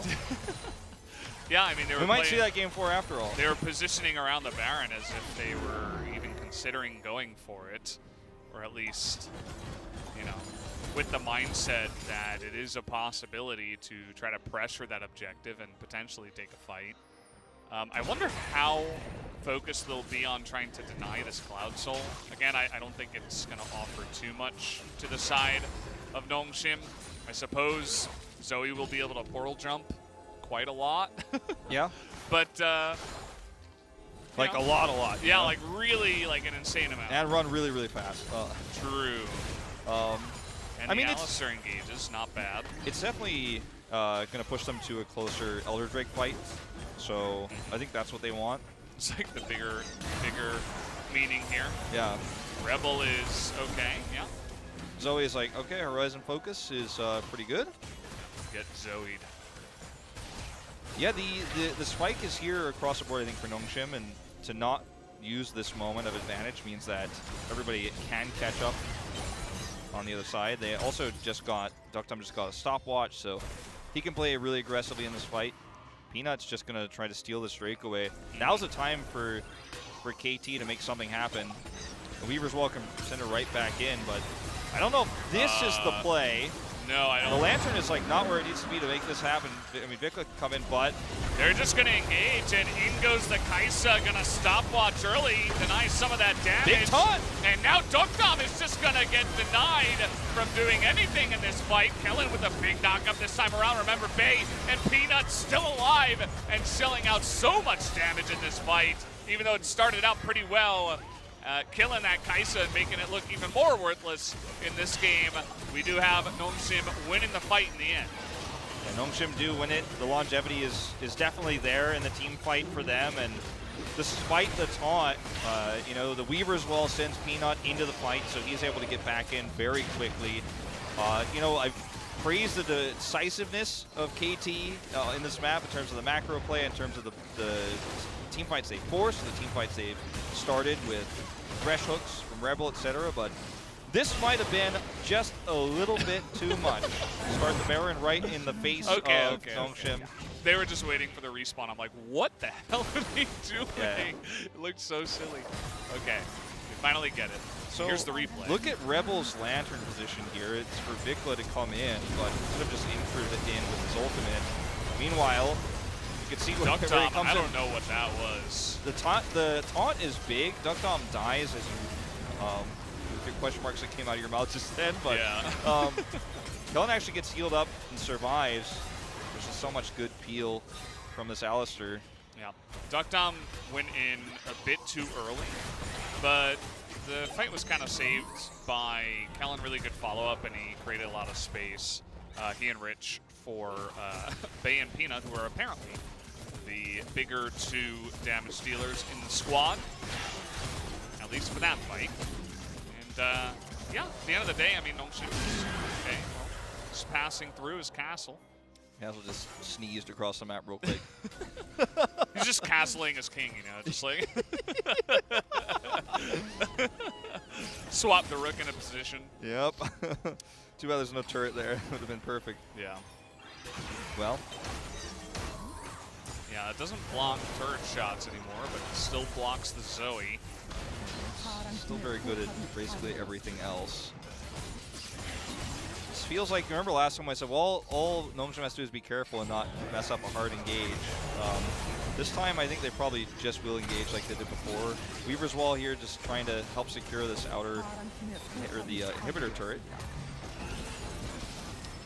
Yeah, slow and steady push. It doesn't look like KT have a big engage anywhere here. I mean, trying to burst down Duck Dom, they do a decent job of that, but It's a Zoe comp. I mean, even with Bay getting threatened for a second here, he's not too concerned. And looking for Rich. Okay, Rich creating a lot of room here. It's going to allow both Duck Dom and Peanut this time around to shell insane amounts of damage onto the front line. Very well played front to back. Castle here desperate. Nearly able to actually 1v2 on the right side there. So props to Pantheon, I suppose. As NONGSHIM looking to end this game here at 32 minutes. We're going to have the teleport coming back in from Rich, as they will look for that kill onto Gideon. They are hunting him down. They do not want to let this young player get out alive, as the first seismic shove does land. And that will be the last one of this game. NONGSHIM Red Force will take the 3-0 and move on to the finals of the KeSPA Cup, where they will face off against Dom1 Gaming. And the tournament will end the way it started. Dom1 versus NONGSHIM Red Force. That was the first match of the tournament, the first two logos to collide in the KeSPA Cup opening, and they will be the ones to collide in that best of 5 next Saturday to decide the first winner in Korean League of Legends on this patch. KT swapped the roster. I like the proactive play. I like the way that they decided to use the Thresh pick, look for aggressive openings there throughout the entirety of that game. Maybe a little bit too aggressive on the Baron. But, you know, at the end of the day, NONGSHIM just clean up and have another crushing victory here. I liked how they played the second roster, but I still am a little bit sad we didn't get to know what could have happened if the depth of KT's main roster did win that fourth game, or excuse me, run that third game and then bring us to a fourth game. And what happens if they win that one and bring us to a fifth game? Where does the Kaiser priority go as the rabbit hole goes deeper for the series? We'll never know, but we'll have to wait until LCK to see how this roster performs. But yeah, and I feel like every time we get a team eliminated, we kind of break it down and think about, you know, what do we think about this team, right? It's kind of their first showing with the new roster, and I think there is one thing across the board for all 10 players and both rosters from KT is that they seem to be very confident as solo players. Like, they all seem like great solo queue players. Yeah. They are winning lanes against great players, and they win these early games. They look great, and then when it comes to the macro side of the game, the later, you know, the mid to late game fights are just a disaster, even for the top roster, the top 5 players. And I mean, they had leads in almost all 3 games, at least 2.5. Two and a half, you could say, yeah. And still didn't really know what to do once it got into a later stage. So that's fixable. That is, you can develop that skill for their club, and I think that they do have a lot of potential in the individual players. But as a team, for all 10 players and for both rosters, they do need a lot of work, and we'll see what they show up with come spring. You know, I've commentated. I haven't commentated League of Legends till this tournament, not officially, but I've commentated Heroes of the Storm, and I've commentated Overwatch, which is essentially a MOBA, even though it's like an FPS. The one thing I've found in my experience before I came into League of Legends is that building the team synergy is actually the hardest part. The mechanics, they always come, right? The mechanics come over time. You become more experienced. Your nerves go away, right? But building that perfect team synergy to know how to move together, how to rotate together, sometimes without even words, just off pings alone. Yep. That's the hardest part, and that is something that will come, I think, with KT's main roster. It felt like was a little bit better here in their second roster, to be honest. And something else I want to point out, which, you know, as we go into the final series, the finals on next Saturday, probably see a lot of Pantheon bans. I don't think they're left open ever. So Pantheon might exit this tournament with a 0% win rate. Yeah. Despite being banned every game except this one. Sometimes that's the way it goes. Where NONGSHIM is just like, yeah, you know, we'll let you have Pantheon. We don't want to let you have Akali. We saw what Akali can do if she gets any kind of lead. Probably even more impressive. And I thought Bay had a good game on the Zoe. I think he's a really interesting player for NONGSHIM, you know, as a relatively new and somewhat unknown player that is, you know, early on we saw basically Orianna. I think he had like one game of Syndra. He like had that. one game of Syndra, you're right. Yeah. But he actually, he's played 2 games of Sylas now. Of all the mid laners in this tournament, I think he's had the biggest champion pool in this tournament. He played Echo, he played Galio, he started the tournament with Twisted Fate, so yeah, he's shown an incredible amount of depth, and he's a really interesting player for me. Yeah, he has really good mechanical skill too. Sometimes his decision making is, I think, is what's the word? The size or bigger than his stomach kind of thing. Yeah, where yeah, he sees an opportunity that is there like a few seconds later or a few seconds before perhaps, but he sees a chance to come in and like this, for example. And he knows he's good enough to potentially outplay it, and he's confident to do so. But you know, sometimes it's just not the right play in pro play. I would agree with that, but he's like the one player for me from this lineup where I'm like, interesting. I do think this guy has a pretty high ceiling, and he's very consistent early on. He's not super flashy, not really. I mean, there are some moments though where you're like, this is actually some pretty good stuff from this guy. Yeah, one of the standouts for me too for NONGSHIM. And I mean, it almost sounds like we're talking about it like we're just about to watch them play in LCK, but we still have the finals, right? They might impress us there further, but yeah, Kellen has been extremely aggressive. Has led to a lot of really good trades for Duckdom getting to the late game, just giving him a lot of kills. Sometimes sacrificing himself to give Duckdom 2 kills, you know, in a 2v2. So damage-wise across the board, it's not a huge shock that Zoe does lead in that first game of Zoe for Bay, and the siege damage was real, the poke was real, and Zoe has started to get a little bit more popular in this tournament after what was a pretty tame start where she wasn't picked that much, but she's risen slowly over time as the tournament's gone on. And Syndra has kind of dropped off a little bit, especially if you look at this series, but the previous series yesterday as well. If you want to watch Syndra, you can wait for Saturday, and I'm sure Showmaker will bless us with 4 more games of Syndra. Thank you, base Showmaker, for playing Syndra every single game. Showmaker saw his shadow. It means 6 more weeks of Syndra. God. I mean, he even after he got kind of wrecked by the Yone of Jovi, he's like, you know what? I think I'll play Syndra again. And you'll probably play it more on Saturday, no doubt.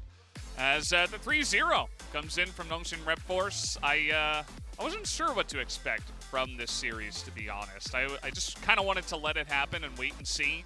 But NONGSHIM did impress, and it kind of does show us that Group B was, in fact, the weakest group by far. Yeah. by a large margin, I'd say. I do think in a parallel universe, KT wins both of those first games, and we go to game 5. We see like this insane, awesome best of 5 between these two squads, but they just couldn't close it out. Here's the finals, and this is, as I said, this is where we started this tournament. It was a close first game, actually, between Damwon and NONGSHIM Repforce. We even saw, I mean, that was where we saw Rich play Malphite. It was a really fun first map. We saw the turret come through.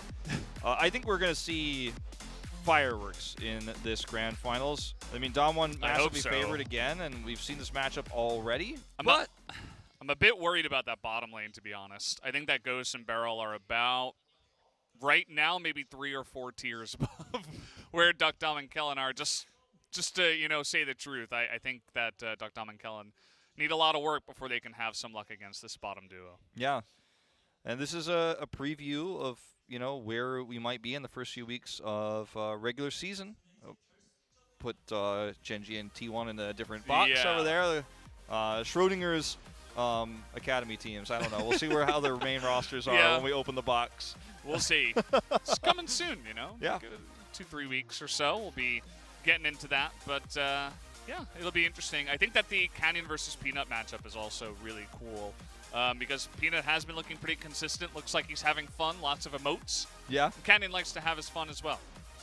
Certainly true. And see how Rich does in the top lane. I don't know if all the resources will be going into killing him multiple times because that ends up backfiring in terms of the win rate for some reason so far this tournament. It just soaks all the pressure. But, I think that Khan can probably have some fun there 1v1. Maybe Canyon can visit once and then spread his pressure out to some of the other lanes. It's going to be an interesting finals for sure. I think we'll see some depth of these champion pools as well. I think you're going to get to see more than, your same champions every game that we've seen for, besides the semis. Besides pretty much Syndra. Yeah. Syndra 3 games probably. Hey, could draw a ban. Could draw a ban early. Maybe. We'll see. Fingers crossed for you, maybe. NONGSHIM was picking red side every time as well. And Damwon was liking the blue side, so I don't know.